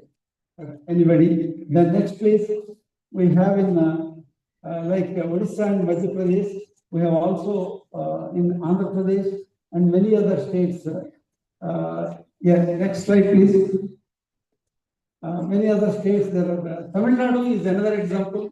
A large group is sitting here. Excellent work is going on in traditional varieties, but still try to compare the total volume of what is happening, how much you are able to make difference is little because of the lack of budget provisions. Without bothering for the budget, people have taken a lot of initiatives, but that happened is in Tamil Nadu. The state government gave a budget for traditional varieties to push in 2008. That's a good beginning. I hope it will become a practice, and also with increased budget and increased area. Organic policy is there, and the sustainable dryland agriculture is also another thing. Some of the new initiatives are there from Tamil Nadu, which are worth copying by the other states. Next, please. Then similarly, APCNF, Andhra Pradesh community-based natural farming, is the largest area in the world, with about almost 18 million people practicing this, and then combining the natural farming with the traditional seeds. But my leader, Vijay Kumarji, says over focus on traditional varieties is also not required, because performance of any variety depends upon the microbiome present in the soil, the variety that you have been using for last 2-3 years, and the biodiversity of the earthworms, birds, insects in that area, all put together is equal to the production of particular variety. If a farmer has been cultivating for last 3 years or 5 years, even a released variety, it's working well for him. We need not change it and try to put force on changing to traditional variety. So it is, they say natural farming is a variety neutral technology. So varieties are important, but of course, I'm not talking about hybrids and GMs. They are actually built for more hungry for fertilizers and pesticides and herbicides. But even the old varieties also can perform very well if you combine with the natural form. On the place, then we have a lot of challenges, policies and legal gaps I mentioned here. Market pressures are also important. Now focusing, developing some standards for the market, like whatever the phytosanitary standards are required, and what to make to enable the farmers when they aggregate. If we are even after 5 years, 10 years, we need procedures to be set in place to export, which is happening. And it is not the seed is not the just genetical, but it is also culture. It is embedded into the culture is embedded into the seed. So that is why the maintaining the seed to our culture is extremely important. Vulnerability is there. Of course, a lot of fragmentation, so many institutes, more than 80 or 85 institutes are there in ICR for different crops, different things. Like CGIAR has got a monocrop, we are also in the same boat. Though there is one integrated farming systems institute, but real polycropping, which is important for the natural farming, We don't have much research, not much investment. The natural farming combined with the traditional variety, which needs to be done. Next, there are some key takeaways from this current situation. Can I have next slide, please? Yeah. We should have unconditional rights for the farmers. They are there, but still, while implementing that, they face some problem. While the corporates can sell with a brand name, why farmers cannot sell with a traditional variety name? I don't know. Why not? If that is a traditional variety, if you are multiplying, you are following certain basic standards of viability, then why not to change, I mean, allow them to sell? Then self-help groups, particularly women, need a real push for bringing the natural farming and the traditional varieties in combination. Then on-farm conservation is extremely important, not in the plants. When they are on the farm, then they face the climate change and they actually develop for the needs. When we have the traditional millets pulses, very less attention, they cannot be grown separately, they have to be the part of the polycrop. Then only things will happen. Then you have to state seed heritage commissions can be established to promote these things. And procurement, what happening in Odisha can happen in many other states. There is a procurement, there is a easy to sell. That's how the rice and wheat became popular. The easy crop, easy to sell. So can you may facilitate other polycrops coming into the market, easy to sell for them. I think I come to the end. These are not just biological or genetical material. They are the memory of agriculture, identity of communities, and the foundation of this. The seed sovereignty is achieving, I think we should get it. Thank you. Thank you very much. Thank you, Dr. Narasimha. This presentation was actually, I think, need more time, I think. Because there is no shortage of time, we have to start the next session. People are ready. It's going to be very interesting half an hour on the Guru story, which Samita will be facilitating.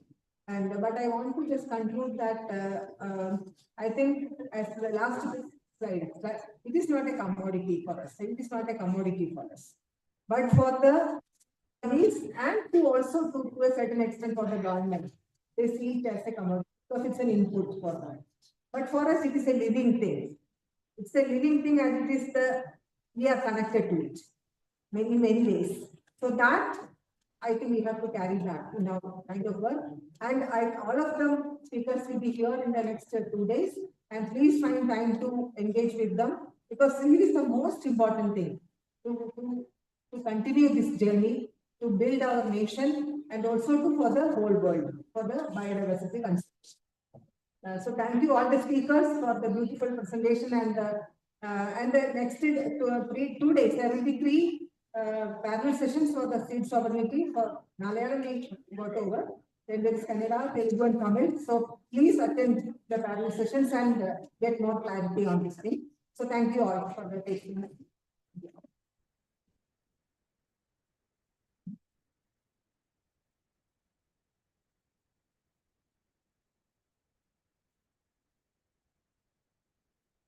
Before I call them, I just want a small announcement here. What you are going to see is something very unique. Probably one of a lifetime's chance for you all to witness something like this. In whole of India, there are hardly any communities which are still continuing this processing. People cotton by hand. We're going to see something that's coming from Srikakulam. There's a group of women who are going to showcase that, demonstrate to us. So let us basically, if you have your friends who are generally have gone around, you can call them back because this is not going to be an opportunity that knocks your door very often. So I will do that. Your team, the Patnulu gang, to come with their paraphernalia. I will also ask them. Yeah, please give a big hand. It's something that's absolutely rare. Not many communities are doing it.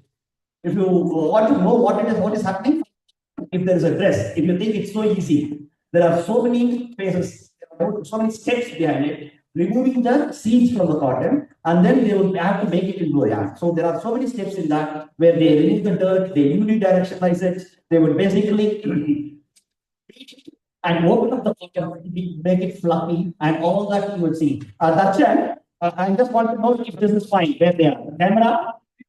Okay, now? One minute. I'm in for yeah. That's okay. I know it's ready for the video also. Ready?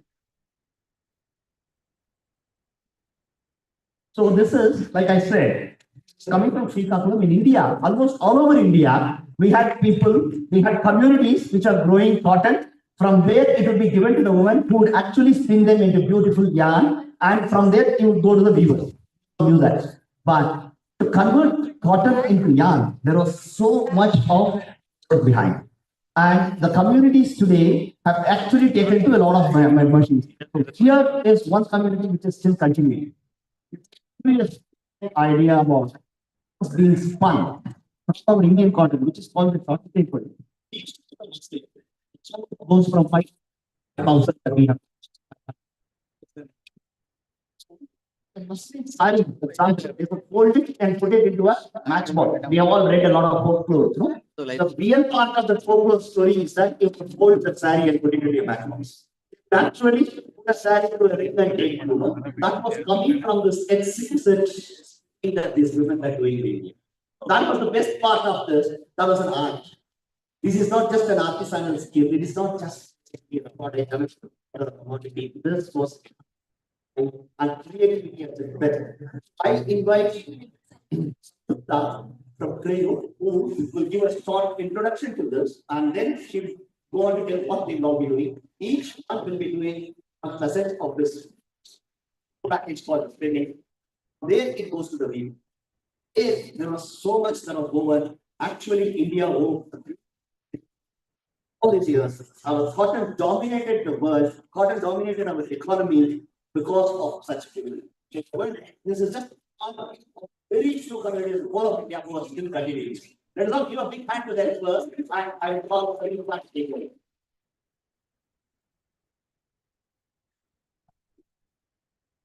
A very good evening to everybody. I will be speaking in English and a little bit in Hindi and Telugu.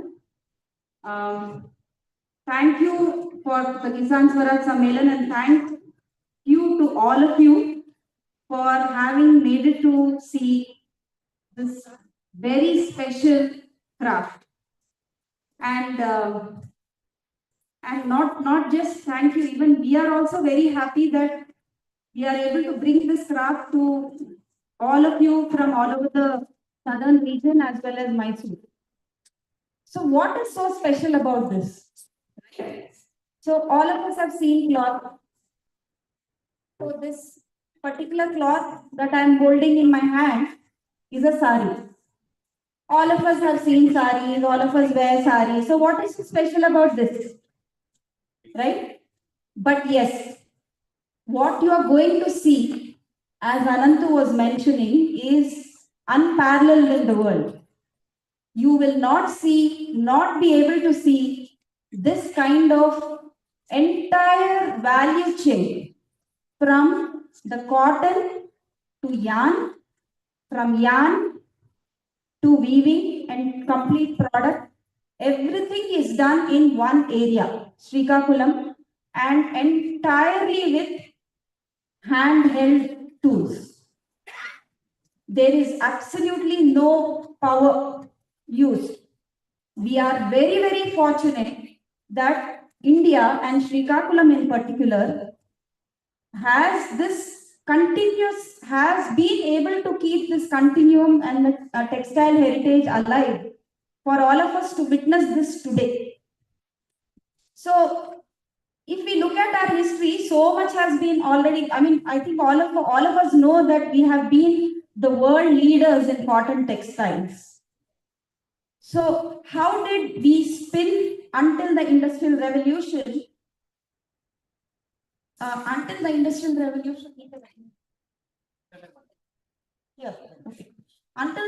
Revolution, if I just told you that the way that they are going to show the demonstration today, it is how we have made our fabric.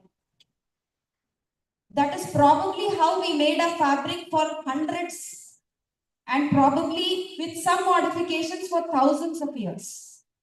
And Industrial Revolution is hardly 200 years old. Right?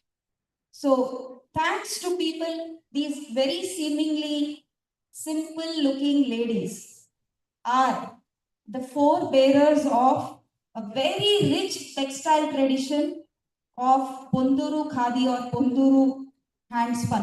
Ponduru is a place in Srikakulam district of Andhra Pradesh, and Patnulu is the specific way of making this kind of yarn. Where, so the speciality, there are 3 or 4, let me sum it up and we'll show you a short film. So one, the cotton is locally grown. It is a desi cotton. It is a short staple cotton, largely pest resistant with no or very little irrigation. It is largely rain fed. So that is the first about the cotton. It is grown by farmers locally. It is called Kondapati. The second is it is locally spun. There are 5 stages in converting from cotton to yarn, which you will see. We will show the demo. And finally, from the yarn to this beautiful fabric, which is a textile heritage textile, which in India we can be truly proud of. There is no parallel in the world where somebody can spin. Now these ladies here, 1,000 meters of yarn, 1,000 meters of yarn, which is a kilometer of yarn, weighs just 10 grams. Weighs just 10 grams. Please give them a big hand. So that means the skill and entirely done with hand tools, with no mechanization in any of this whole value chain. So that is what you will witness today, and I congratulate all of you for making the choice to be here to witness this. Thank you.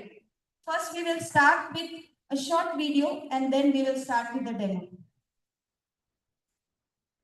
Cotton ball transforms itself into this favorite shirt or kurta, and how it is drilled, straightened, drawn, and fashioned into yarn, and how this yarn itself actually becomes, through several 6 stages or 8 stages, it actually becomes fabric.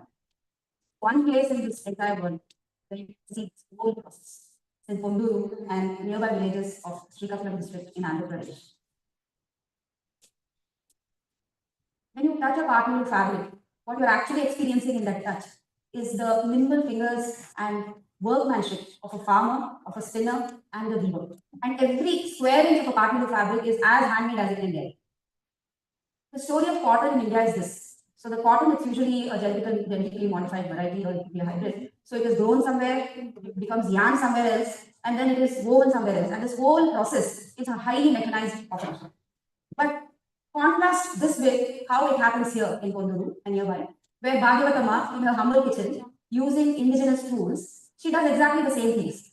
From the cotton fiber to the yarn, she completely does the entire magical transformation in her house. And this yarn is then woven by weavers in Ponduru and nearby into the famous Ponduru Khadi. One second, can you just pause this? See, we did it in a very 1.5 speed. But from here on, just give us a minute, we'll pause it and we'll run it in the regular speed. From here,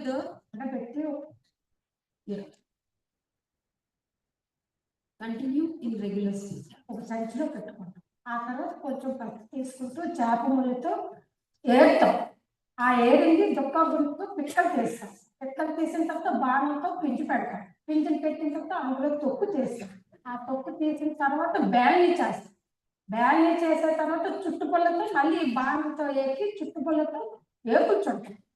ఏపులు చుట్టిన తర్వాత రాట్నానికి వెళ్తాం. రాట్నం దగ్గర కూర్చొని కదురు పెట్టి కొత్తిలో ఆ ఏపు పెట్టి దారం తీస్తాం. దారం తీసిన తర్వాత యాంకర్ మీద మళ్ళీ ఆ నూనె అనేది యాంకర్ మీద పోస్తాం. అప్పుడు చిలక చుడతాము. అప్పుడు ఖరీదుకి అది ఎవరిస్తే వాళ్ళకి ఖరీదుకి ఇవ్వడానికి స్టార్ట్ చేస్తాం. ఈ ప్రాంతంలో ఆర్నోళ్ళు సన్నని అంటాం. పొందూరు చుట్టుపక్కల ఉండేటటువంటి ప్రాంతం పట్టుశాలి ఈ ప్రాంతంలోనే ఉన్నారు. వాళ్ళు తీసినటువంటి నూలుని ఆర్నోళ్ళు అంటారు. పట్టుసారి నూలు అన్నాను. ఎందుకంటే అది వంశపారంపర్యంగా ఎన్నో తరాల నుండి వచ్చినటువంటిది. మగవాళ్ళు నేసేవాళ్ళు అందరూ ఇంచుమించుగా. కానీ కొంతమంది ఏం చేశారంటే వ్యాపారాలు. Yeah, we are just going to pause the movie and start with the demo because the subtitles are not there in this particular, but we will try to show it sometime, maybe later, maybe tomorrow if most of you are there. So let us start with the demo. Can we have the lights on? So,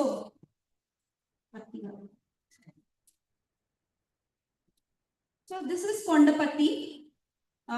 This is, as I said, it's a rain-fed cotton and locally grown by farmers in and around Konduru.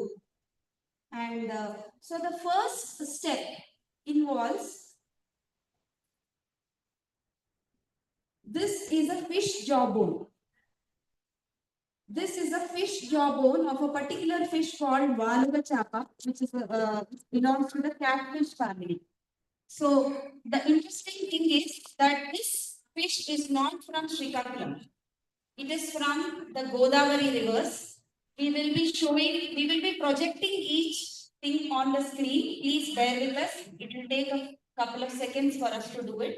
So the first action involves cleaning with the fish jawbone.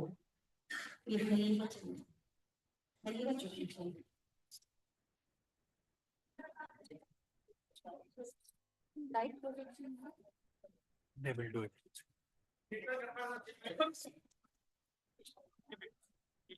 By the way, you can all also be part of, you can see up close tomorrow. We have 2 sessions, 11 to 1, and also from 4 to 6. 11 to 1 and 4 to 6. So there also you can come in the sports ground workshop space. You can come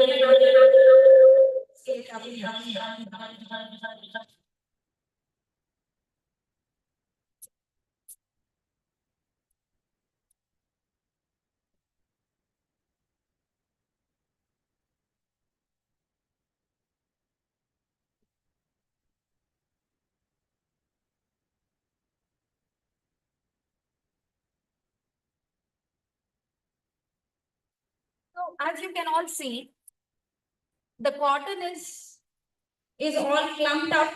So the first step of opening up the fibers, which are very clinging to the seed, using the very fine teeth of this fish jawbone. So there is a trader who comes every once in a while to these villages and then they buy the fish jawbone from there. So, that is, first of all, they buy the cotton from farmers directly. If they are working with a society, then the society supplies the cotton to them. So this is the very first step. You can see it is called Valuga chapa and the scientific name is Vallugo attu. So that is the first step. If we can show just a second. So in this process, what is happening is, you can take a close-up shot of that. The fine teeth remove the dried leaves and other impurities that are there, because from the field directly the cotton is coming to them. So the very fine teeth, they are actually helping to, it's the first level of cleaning and opening up the, it's like when our hair is fully clumped up, how do we comb and remove the knots? It is similar to that. So that is the first step. First step, using the fish jawbone and opening it up. So that is the first step. Second step, what is the second step? Any guesses?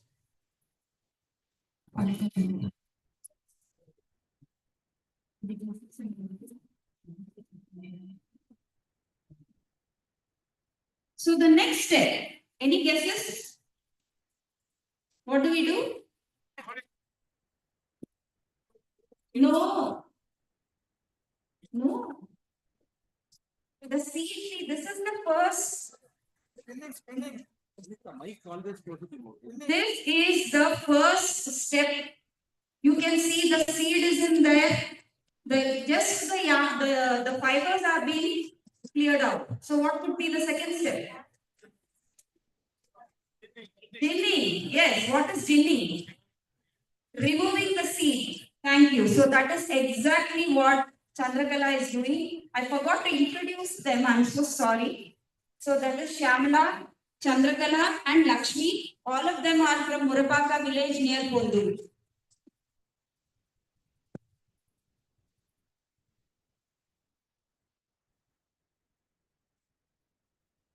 So this is a very, very gentle way of separating the seed from the cotton. It is almost like chapati, making chapati. So all of them have this palaka, this log of wood and an iron rolling pin in their homes. And this is, though it looks very simple, those who did the workshop in the evening, in the afternoon will testify that it is actually quite difficult to do that. So it's a two jerk movements, and then you have the seed falling neatly to one side, and that seed is what is purchased by the farmers and sowed back into the field. So this cotton is actually grows this height, and it is harvested twice in a year. So, and all these seeds, I don't know, like since ever they must have been there, because every time they are going back into the soil and, so it is a very, so in modern ginning, so in the ginning using machines, it becomes powder, it gets crushed. Every time you have to buy seed again. And I think any of you who know cotton farming, most of you may know that every time in BT and all, you have to purchase the seed again and again.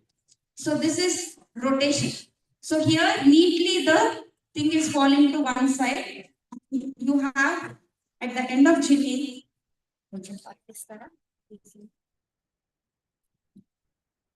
cotton in like this. So the seed has been separated and you have this cotton. Now what do we do with this? So next,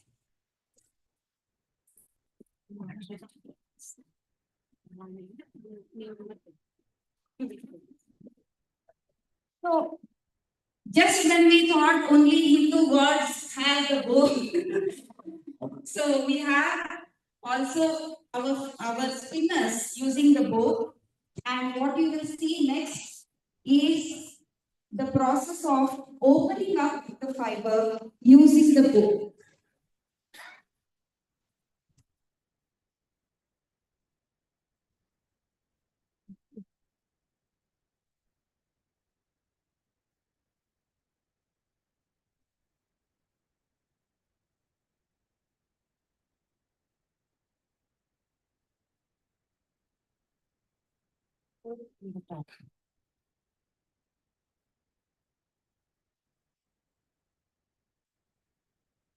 In this process, the fiber is getting totally opened up. The vibrations of the bow, the string are applied to the cotton in a continuous action. And there is a cloud on earth. So this process, in fact, when they do it in their homes, of course here they are used very little cotton, but generally there is a huge expanse, beautiful like a cloud, So that we will be able to see. This opening up also does two things. One, you can see the clumps in the cotton, which they remove with hand. And also the not so mature fibers are all weeded out in the process. They fly away or they fall off. Usually there is a big plant which they keep, and on that now for demo purpose we've got a big small plant, but there's usually a big, and there they do this whole thing and it becomes like this huge fluffy cloud.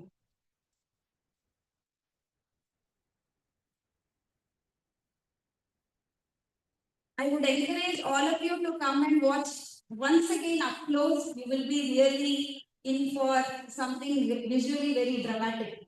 So please do come tomorrow also in 11 to 1 or from 4 to 6. So it is almost like a cotton candy. If you're managing too much. Okay, because when After this, taking it will be disturbing for you. this they do for some time. We are Yeah. crunching the time. We want to show all the processes, so we are going to show it in the next segment. So once we are done, we will start on the next sheet to show.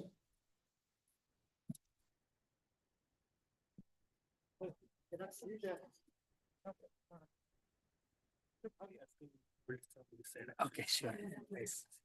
Yeah. So next. So you can see she's picking up the clumps.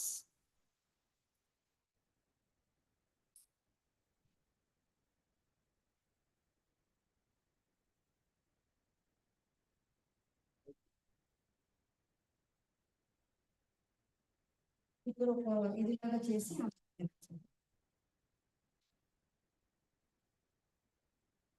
మంచిగా చేసి ఇస్తారు కదా. So that is the end product using the bow that goes on to something called the barley. Now, so you please watch this and maybe you can tell me.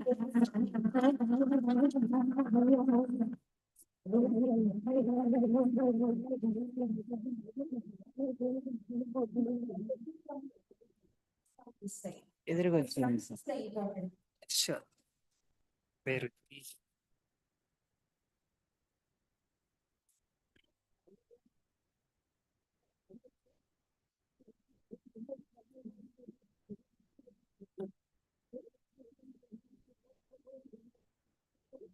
So what is happening here?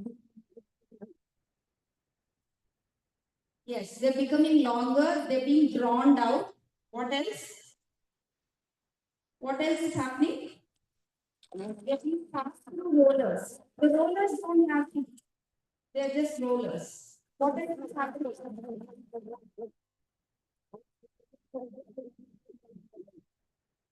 Active. Right. So when they're passing through the rollers, they're becoming flatter. So how is the cotton looking now? Shine here. Yes. So it looks like it has this to one particular this much of cotton. They do it several times, almost 20 times. This is very, very important to get fine done.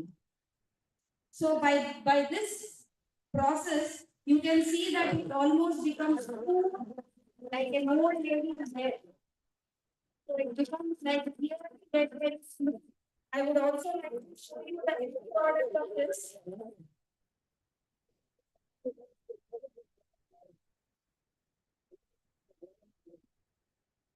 So every time you draw out, you pinch it, and then you place it back and pass it through the roller.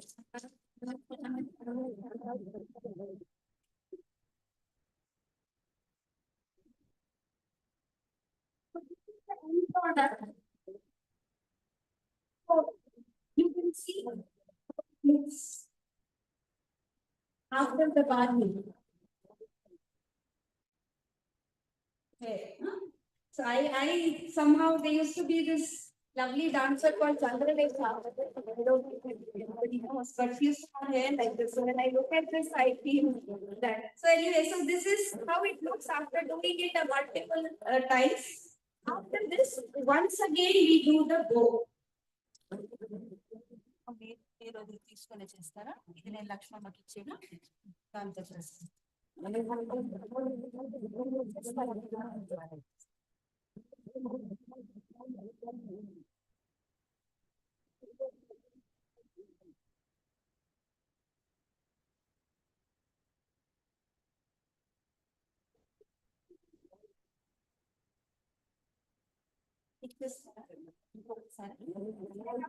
Multiple times, so lack of time we will show you the next one and then we go on to stringing, but that's not great. Just 5 minutes. So once again we have to open it up with the bowl.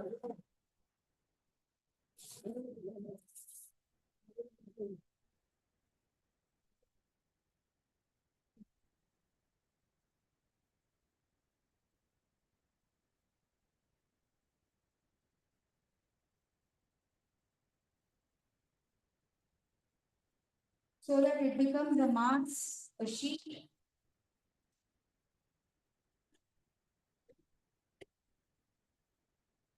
The bow that she is using is also a heritage tool.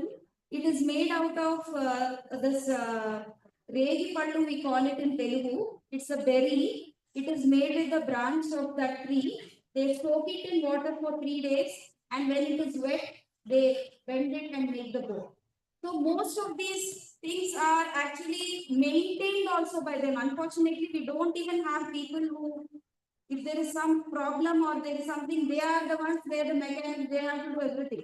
So nowadays, that is the, that is the situation. So I'm just sharing that also. So you can see that the bow moves from left to right and constantly applying the vibrations of the string.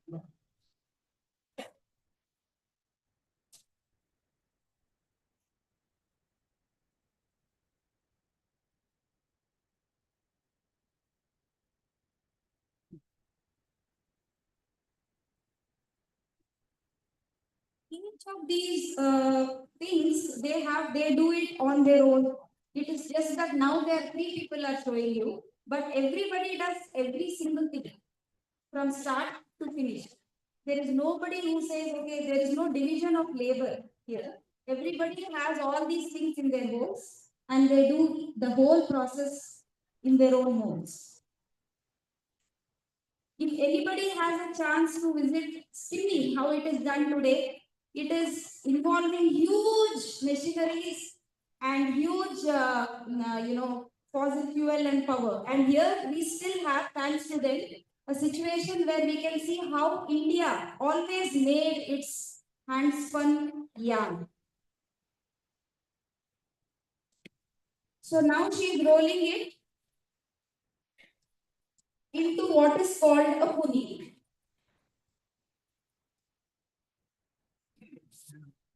So this is the form in which it is ready for spinning. So I think that some of you who are into spinning may have got this puni, but you don't know these processes. So today, the processes till the puni are done in using machines. I don't know if any of you know this, but all khadi is produced like that. Till this stage, it is all mechanized. At the very final stage, there are 2 ways of spinning. Today you are going to see one, which is on the Gandhi Charka. There is another main way in which we are making khadi today, and that is using the Ambar Charka. So we will also see, if possible, I will try to show one video of that as well. But definitely, if you come tomorrow, I will show you more things. Okay, now we will see the penultimate, final step. This is a banana bark, and they keep it in this.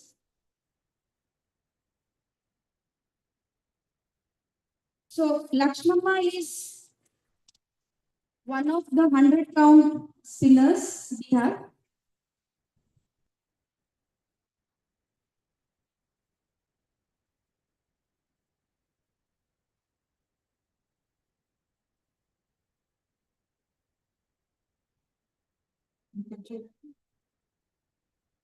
In all the transportation, a little bit when it was coming down, it got a little.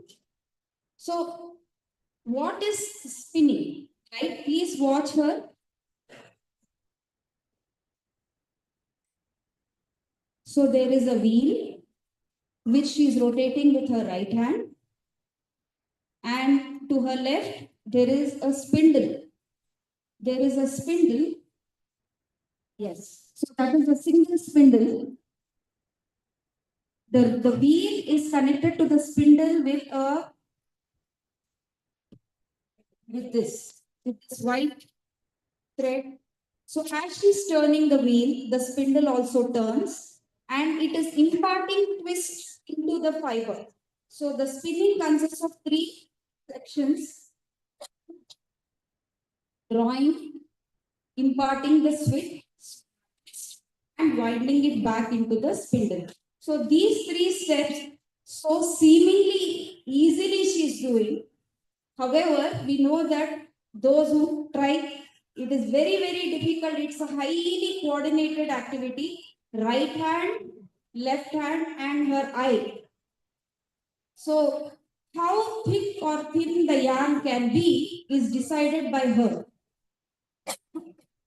The spinner decides. It is also a testimony to her skill.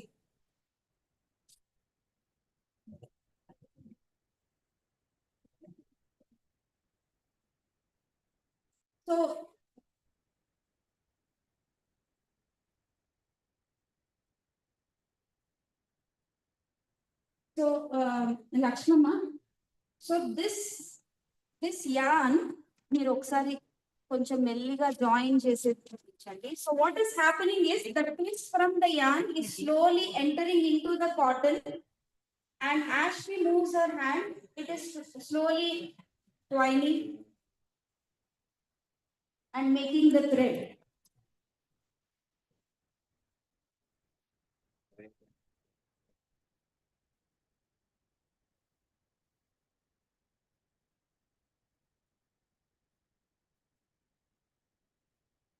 So these women, for them, spinning is not the main activity. It's not the only activity. They're not like full time. They don't go on doing this.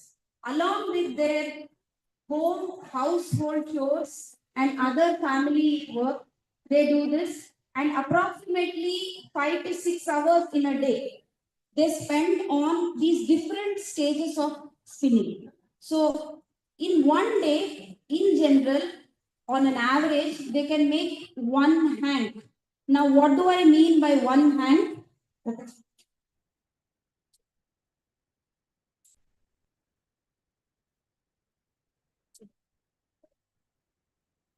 This is a hand. Khadi hand, Patnulu hand. This is the open just to. Now, once it is in the spindle, it has to be wound on a yarn karameda post.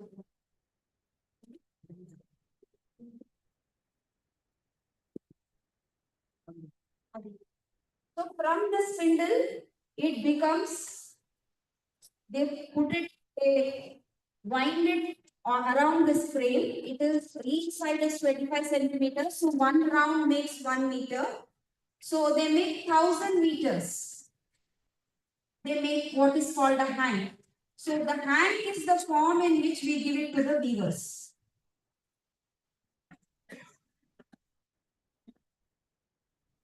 As they do this, they also count. They count the number of times it is going.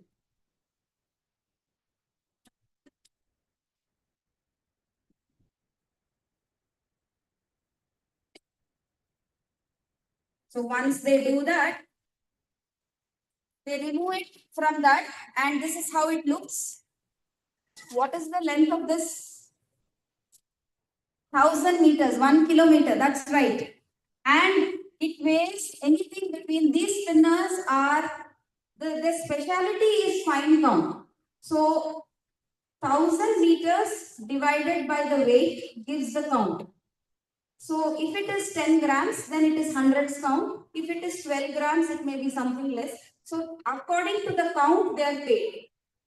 And generally they are able to make one hand in a day, which includes the pre-spinning as well as the 1,000 meters. So that's how fast they are. So this, now once it is like this, how do you give it to the weaver? That again is a very beautiful process. You can watch.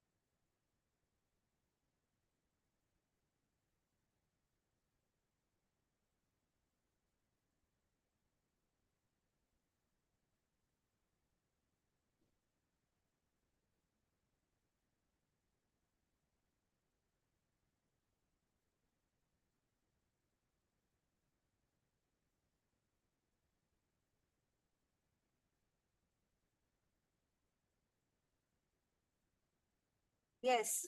So this is the final form called a chilapa, 1,000 meters. This is how we give it to the weavers. So roughly 9 to 10 of these are required for 1 meter. And from here, the weaver takes another 6 different steps to make cloth that we are not able to show. But if you come for the workshop, I will show you what are the next stages: winding, warping, sizing, and finally setting it up on the loom and weaving. So another 5 to 6 stages. So totally about a dozen stages of entirely handwork is required to make this particular sari. So that is the speciality of these ladies here. Is there may be some pockets which are spinning, but they can't make this fine yarn. In Bengal, very fine counts they make, hundreds, 200, 300, but they're all made on the ambar charkha. Now, what is the ambar charkha? That you will have to come and see. Come, I will show you the video of how an ambar charkha works.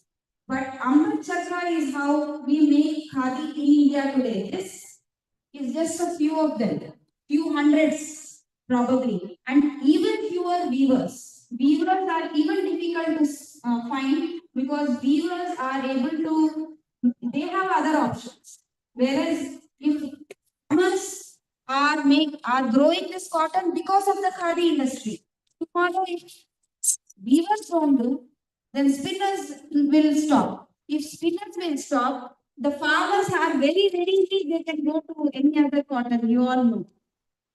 So that is the end of this whole knowledge system and this excellent textile heritage which we still have in our possession in India. And thanks to people like Lakshmi, Chandrakala and Shamala, please give them a big hand.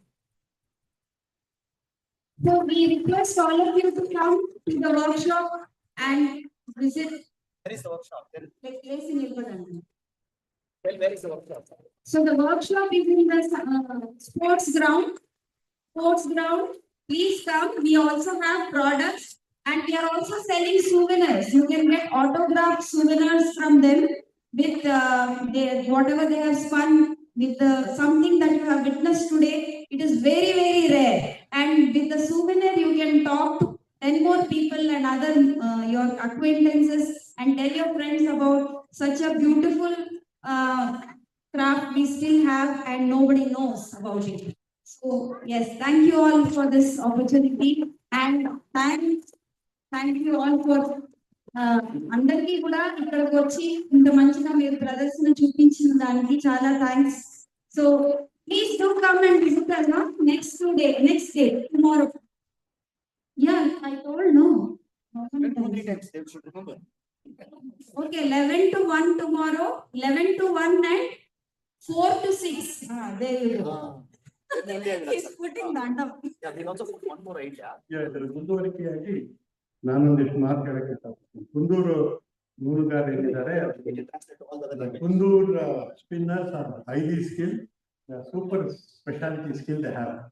But what we people can do, we also can do spinning. We all do every day in our center in Melpete. A lot of people in Karnataka are also doing spinning in box cherry. If you can get all these fibers, not of this quality, but we can spin, we can do it. The economics is like that. If you spin for an hour in a day, you should be able to produce yarn for about 40 meters of work. Spin every day for a day. That is real khadi, which Gandhi told. So you can make 40 meters if you spin an hour in a day. Okay. So what happens if 40 people spin every day for an hour, you can give full-time employment for a weaver. So assume a village of 400 people. So if they all spin every day, so they can give employment for 40 weavers in their own village. And there is no any buying, no financial exchange. It's just a barter system. You just leave the yarn and they spin the weave it for you, take back the cloth for you. It's sustainable, real, what you call, what Modi Atmanirbhar Bharat is real Atmanirbhar happens through this. Thank you.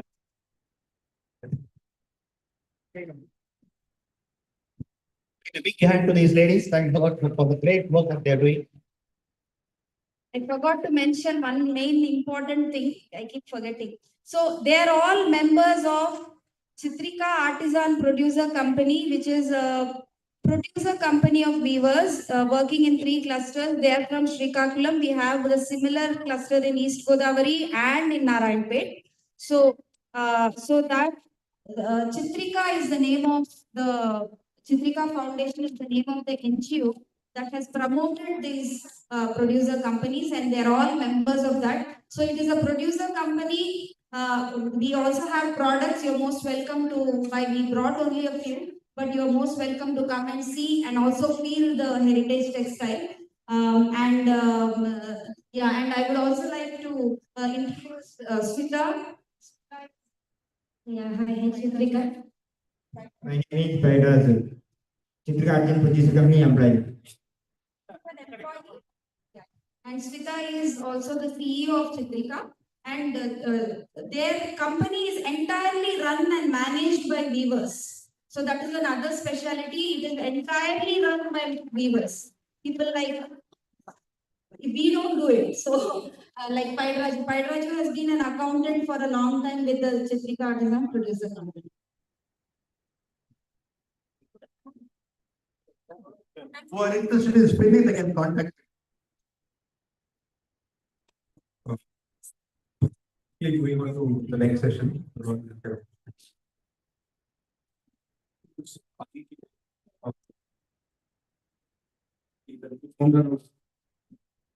And Anantu's work is on building livelihoods. Through Tula, he has made significant contributions to the utilization of rain-fed basic cotton, the reconstruction of the ethical and decentralized textile value from seed textile. And his work has strengthened farmer resilience, indigenous cotton varieties, and supported artisans' livelihood across multiple regions in India. Good to you. Darshan, which is better, this or this? You open this mic or this? No problem, Darshan.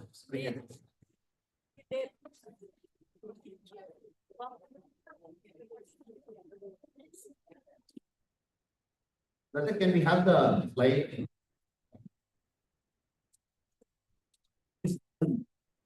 Show this excellent. What do I talk? So that's a question. I don't know really how much justice I can do.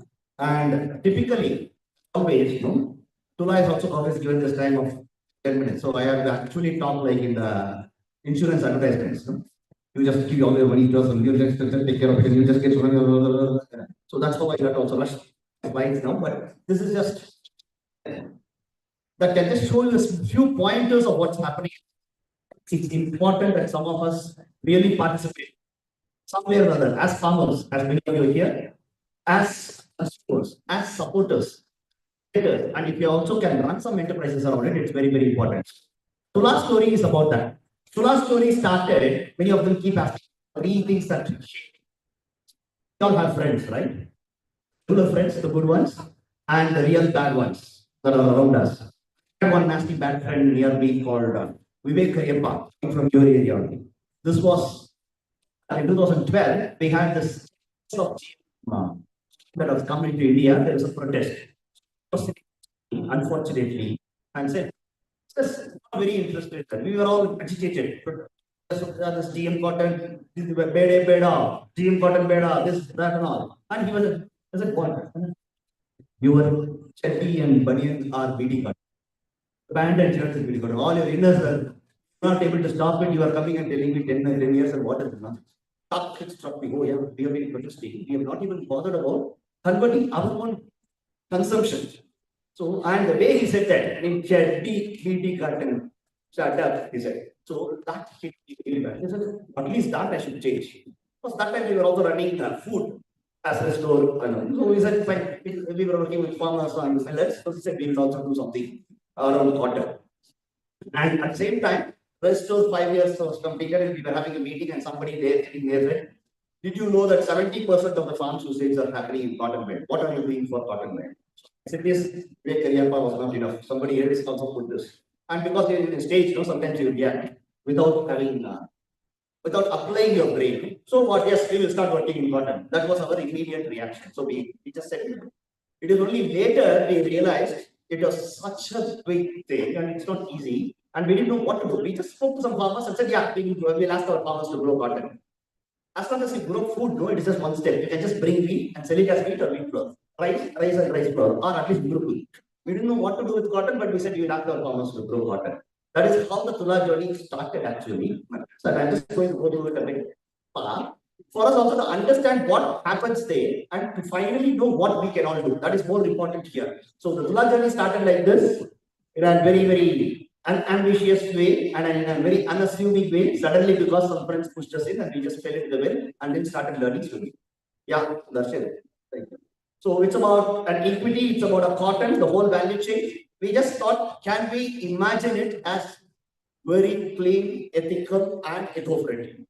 Wanted everything. So the ecological and economical, both were very important for us. Yeah. So before that, we understand what is the problem in the clothing. If you all know or if you don't know, the second largest polluting industry in the world is clothing, textiles. So where it is starting from? It uses around 350 billion barrels of oil. If oil were the first industry, it is here, which uses 350 billion barrels for your information. And there are so much of global. So there's so many things that it was doing, exploitative, both on resources and human. We all were not keenly observing or understanding, or we were all mostly ignorant. So we were thinking, what can happen there? So we just went around and documenting what is happening in the textile industry. So there was so much of abuse on the environment, on the people, on every resource that was possible. So we said, that's not the solution. What can be the other? Then we immediately thought of Gandhi, very behind. We just said, okay, Khadi. When we went on a Khadi trail around the country and saw a lot of, we also saw a lot of problems there. The very fact that Khadi was there, alive, it was because of the government. The very fact that he was struggling, it was because of the government. So government was also fixing a price for that. So when I went around in 2010, the tailor who was stitching a pant was paid that time when I went around 7 rupees per pant. A tailor could stitch 10 pants a day. 70 rupees was her income that day. Imagine. It was the same state for the spinner, it was the same state for a weaver, it was a... So there is a huge thing there. Even if they were doing something by hand, the economy, the ST was not touching them. So that was also very important if you can bring it. Yeah. And we are all forgetting the true cost. So every time they ask me, Khadi is expensive. Oh, this is, no, that is very cheap. Why is that cheap? That is cheap because the true costs never come to the food. You're running down of your environment, of killing of your river, killing of civilizations, killing of people, all the pollution, what people leave behind, nothing matters. So I'm just going to show you some stark photos on this. So where we as a humans or Homo sapiens just have no sapiens in what we did around the world. Yeah, we'll just rush through those things. Yeah, this is Doyer River for you, near Erode, very famous place where the Western world outsources all their power to you. You can actually dye, D-I-E or D-Y-E. It's up to you. So if river can dye, people can dye. We can all produce shirts and t-shirts for them, at dirty for them to be happily throwing it away on a one wear on a Friday. So a river, this is the river. And in Erode, if you just go 5 meters down, the water is going to be black into black. Forget using it for agriculture. You can't drink, that's another thing. For it is not potability I'm talking about. I'm talking about agriculture you can't use. That's how we have spoiled everything around us. Yeah. So this is what we are wearing. We need to understand what goes into your jeans, what goes into your clothing. These are chemicals. It was so harsh and we were so shocked when some of these entered into our food cycle. And it's so casual, you are wearing it day in, day out, you are breathing it day in, day out. The clothing is one of the most abusive as far as the toxic hazardous chemicals. So there is phthalates or just predominantly used. Formaldehyde is used just left, right, and center. There are so many things. Yeah, we'll just go. That's it. Yeah. So these are what you see in your clothes. Triclosan, it can be formaldehyde. The genes, the virtual water behind the genes, or what is happening as a pollution around each of these factories is just humongous. So the environment dye is not just normal. If we are talking of dyeing alone, yeah, I'm talking of the coloring. 8,000 synthetic dyes are being produced.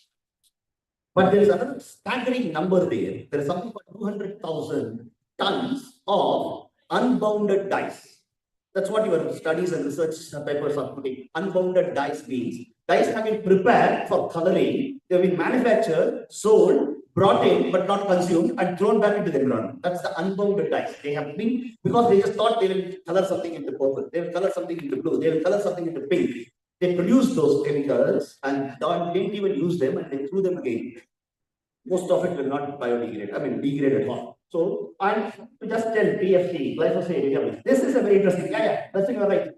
So this is a very interesting thing. That one day, if you are going in a bus from Delhi to Noida, you would see this and you would think, some of you may also be taking selfies, this is a small hill outside. This hill is created by, if you believe in God or not, this is beautiful, this is created only by humans. We are the bigger creator here. This hill is a mound of textile waste just dumped outside Delhi. That one. This is what we have done in an extraordinary senseless consumption of textiles.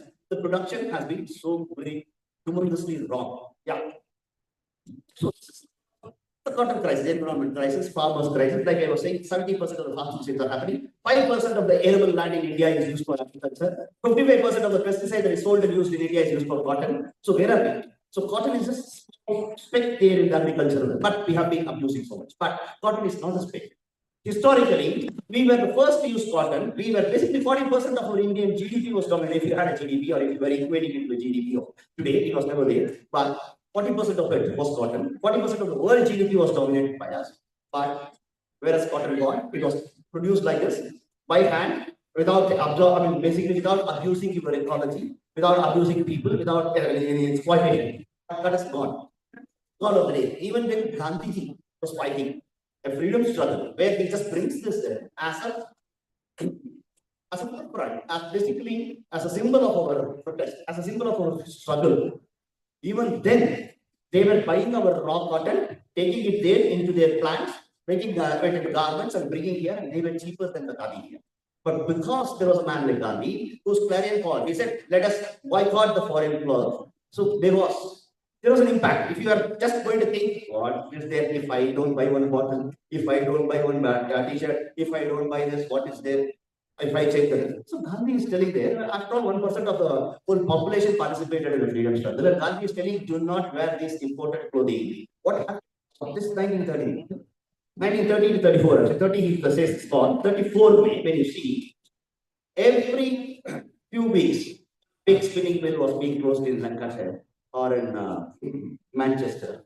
So 64 mills got closed down in just 4 years. So that is the impact of your correcting your consumption. There is a small percentage of our people, if we were to look at what is happening to our clothing. So to look at that, it is very important for us to understand what exactly is going on. That is why I'm just going through this crisis and what is happening, environmental or ecological. Yeah. So the farmers' reality also, we talk about ways we can go. There is no economy there for them. There is no ecology there for them. There is no esteem for them. They are using these harsh chemicals and they are actually affected by this more than us. So that's there. And finally, they are struggling, and the whole what we leave behind for us. Yes. So the whole value chain is like this. Anyway, now I need not talk about that at all because we saw the whole spinning value chain itself. Within spinning itself, there is so much of work. Cotton is, that is also one of the reasons why cotton is very, very exciting. For a lot of them, whether it was for the Mughals or whether it is for your Ambanis, for any of them, it has been extraordinarily interesting and it's an exciting value chain. So you will have the cotton which is grown, which will be in the villages, which will be given to the weavers who will weave in the villages. It will be dyed by those people there, and it will be tailored there, and it will come out as garments. And it was a local economy. It was about how best it can be within a small sphere. So that is how we also had a lot of products. Just it's spawning up in every area. There was also a high level of creativity and innovation in this. Just in this weaving itself. That's why we have some hundreds of different styles of weaving also. Yeah. So in this context, where there is so much of abuse, where there is so much of problem, there is so much of issues around it, what can Tula do? So we said, our first killer, our protest was against BT cotton. So we said, we will have to work with farmers who are conserving traditional Indian cotton, the desi cotton. So we just pick that up. Let that be our first response. So we will just buy those cotton and we will just give it to a few women who will just hand spin it. Yeah, who will then that will go to the weavers and that will be done. So, like Samyukta was mentioning, it is Ambar Charka. Ambar Charka, incidentally, even Gandhi was for it because what she was now trying out, that is having one spindle. So one spindle, and if you do, she was also telling you the numbers. So economically, it's very difficult these days. So even in Gandhi's time, he was thinking of multiplying it. So the multi-spindle, that is what is an Ambar Charka. If you all didn't know Ambar Charka, the Gandhi in 1927 announces price money of 5,000 rupees in those days. If anybody can come out with a machine that will help the Indian women, rural Indian women, to use and increase her productivity. So 1930, nobody brings anything. So 1930, our man, Gandhi, goes back, looks at it, and wants to increase the price money. Do you have any guess of what he would have increased it to? Somebody knows the answer. So it's 1 lakh he did. Gandhi in 1930 increased it to 1 lakh. Unfortunately, it didn't help. He was alive. It was invented only in 1940. Basically, it was by one Ekambranathan. That is why it's called the Ambar Charka. So the Ambar Charka has 6 to 8 spindles through which the output can be increased. That's what a rural Indian woman would use to spin. And that yarn comes in. So we work with women like that who do that yarn. And that goes to the weavers. Weaving, of course, next to agriculture, that was the second largest employer in India. So that is also why it is very important. It's also what why Gandhi was obsessed with it is because of the distributedness this brought into the economy. It's about an ecology, it's about how it was taken up, that's a different thing. Nobody else in the world other than these two linked to economy and ecology, that's a different thing. But I'm coming to this. And why they were obsessed was, it was predominantly a woman-fronted economy. 99 to 100% of the spinning was done by women. 70 to 80% of the work behind the spinner, I mean, the weaver, the pre-loom processes was done by women, and stitching was always done by women. So when this goes to the women, this economy, it comes back to the home. It comes back to help them for the medicinal inputs, or it comes back to educate the women in the house. It comes back as a food. It doesn't go to the party. It doesn't go to the your party, or it doesn't go for a card, it doesn't go for something else. So it is also the woman-centricness that it brought, the distributed that it brought was very, very important, and that's also why they were obsessed with that. That is also a reason why we all need to support this economy that can span and it can become a local economy in basically a meaningful way. Yeah. So that's like this is very interesting because we saw that our river, so many rivers that our soil, our air, whatever, and the amount of chemicals, toxic chemicals, hazardous chemicals that we pump in. So what is the alternative is natural colors which can come from a plant material. This photo there on the left, or when you see it on the right, this is an Ajrak where I just went there during the lunchtime. You see there, they're all basically this is one small where just tie knots with thread and then dye and then they remove it. So they were removing those threads that they had tied for dye. So they're just using the easiest tool that they had, the hands and the teeth. They were just cut. So their hands, the lips and all. So imagine if it was a chemical dye, you would not be seeing them the next few days. So they were happily doing this. They just, when I went there, it was lunchtime, they all dumped this, went to the next tree. Under the tree, they started having lunch. That is how nature friendly it is. That is how human friendly it is. That is how it's just a plant material. Our colors basically come from, it comes from a flower. Our blue comes from butterfly pea or your Sangu Pushpam, Aparajita. Our green comes from Vedelia, the Karislan. So each of these, marigold gives us orange, Palash gives us a pink. So it is coming from a plant. Yeah, we will go. It was also a good, very interesting way of a livelihood transformation for our people, the women that we work with. If a woman could do a number of hands, we can't go near them in the art, artistry, craft, or whatever. But if we do 30 counts, for instance, they can do anywhere between 20 to 30. I will take 20 as a norm. If they can do 20 hands, which is 20,000 meters of yarn that they can spin in a day, for 1,000 yarn, which is for a hand, they are paid. When I went in 2012, they were paid 4 rupees, 3 rupees 40 paise. For your information. So we started paying them 10, then we paid, today we paid 15 rupees for a hand. So 20 hands would get you 300. Mostly this is a allied income for the women, normally the spinning. So a weaver, if they were paid some 20 to 30 rupees those days, we were basically hiking up by 3 times. Today they pay anywhere between 120. So for a meter, so if a weaver weaves 5 meters, they would get 500 which is, it's 2 to 3 times higher than the market, but it's peanuts, which means they will still earn only 15,000 in a month. That's unfortunate, but that is where it stands. It's an extraordinary craft, extraordinary artisanal product, but still not many people. That is one of the reasons why we are talking here. We want all of you to also consider this, and every time you have to buy, next time you have to gift, or you want somebody else to buy, if you know there is somebody who can afford it, please push them to buy something that is handmade. It can be khadi, it can be pula, it can be any of these handmade. It is very, very important. Yeah. So that we started it as a proof of concept. Basically, we just started working with 15 farmers, 30 acres, and miserably failed. Expected 15 tons, we didn't get that. There is an optimal number you need. We got a huge problem because of a drought that year and all that. So anyway, but we learned a lot of things. The whole value chain was experimented with the small cotton, so we could make our mistakes with small cotton. We just did it. From next year onwards, we just had, yeah. So we actually scaled it up well. And what we did also, what is important here is we just started with 15 friends giving 1 lakh each to us. With 15 lakhs, we started this. We started working with 50 farmers. We expanded to 55 farmers. Then we expanded it more. Then we expanded to 3 states. We didn't go back. We didn't need anything beyond this 15 lakhs. And this 15 lakhs also was returned back to all these people in the 4th and the 5th year. And we have not taken any loan in it. So it is an enterprise that we can imagine easily, because there are a lot of failing and flailing institutions in the market which we can tap. You don't have to buy Amber Chartas. You don't have to buy looms for now. If you were to do that also, we have the proper economics where you just invest 1 crore and you can just bring out the return on the investment, the total return of investment. That's what we talk. We don't talk of ROI and try to fool people. That can happen in just 2.5 years. We have the numbers for that also. If you were to invest on any of these, even then it is better, because in a capitalist world today, if you were to think of 100 livelihoods, the investment per livelihood is anywhere between 4 crores to 10 crores, is what we all imagine. And if Ford come in Chennai outskirts, they said they are employing 6,000 people, they invested 8,000 crores, of which 75% of them were earning less than 15,000, less than my Weaver, but still we thought it was a development. And what happened? They ran. They closed down. We don't know what happened to that money. They might also be rolling around like Madhya. That's a different thing. So the textile industry is also the 2nd largest MPA in the world.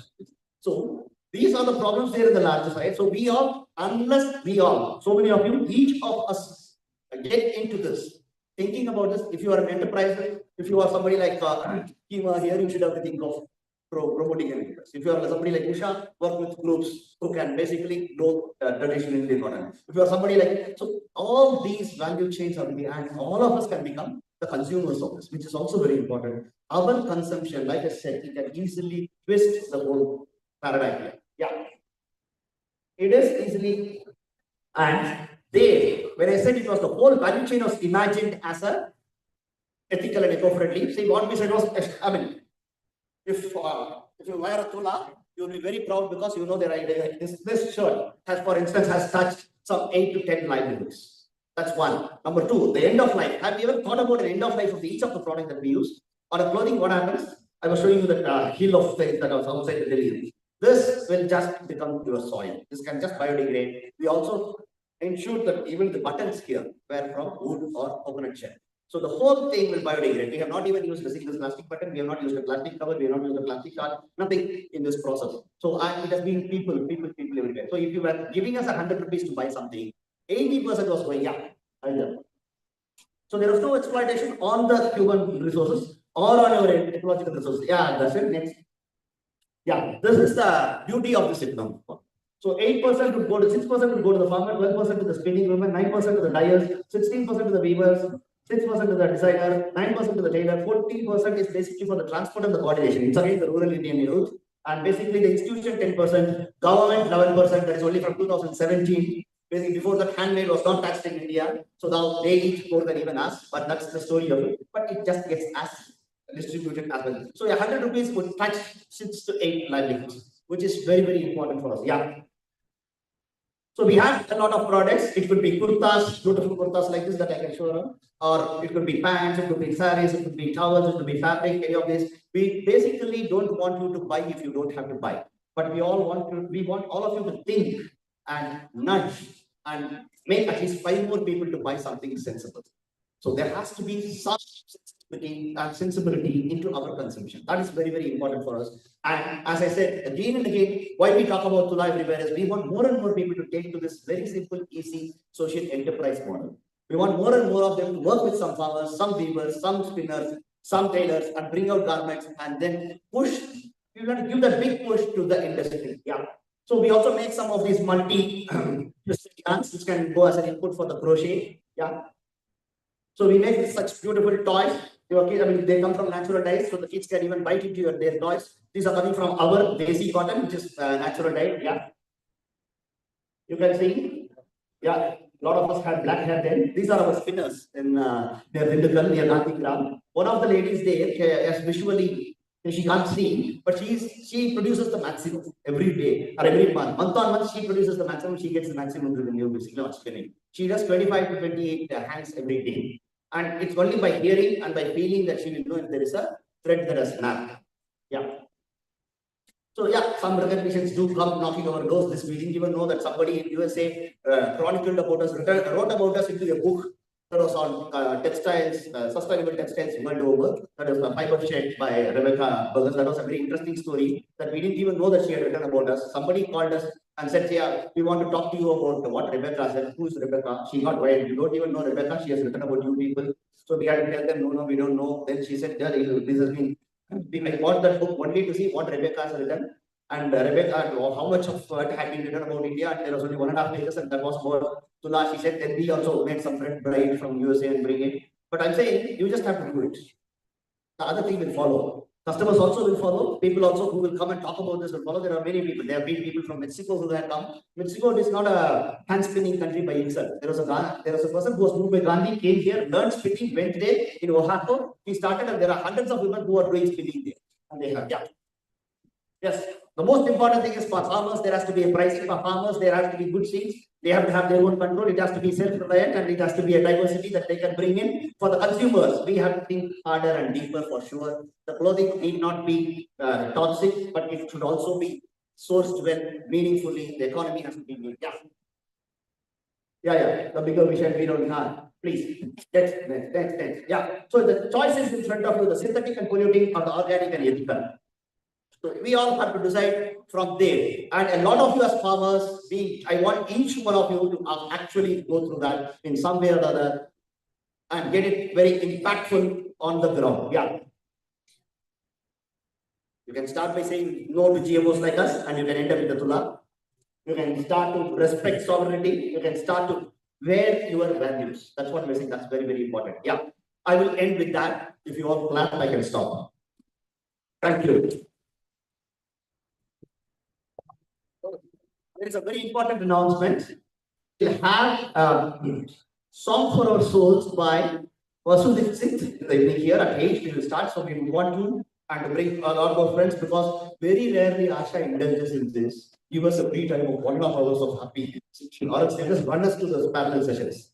So they didn't have a parallel session. They have a beautiful song for you all. Capitalize on it. If not many of you come, then next time they will have a parallel session in the evening also. See you all at 8.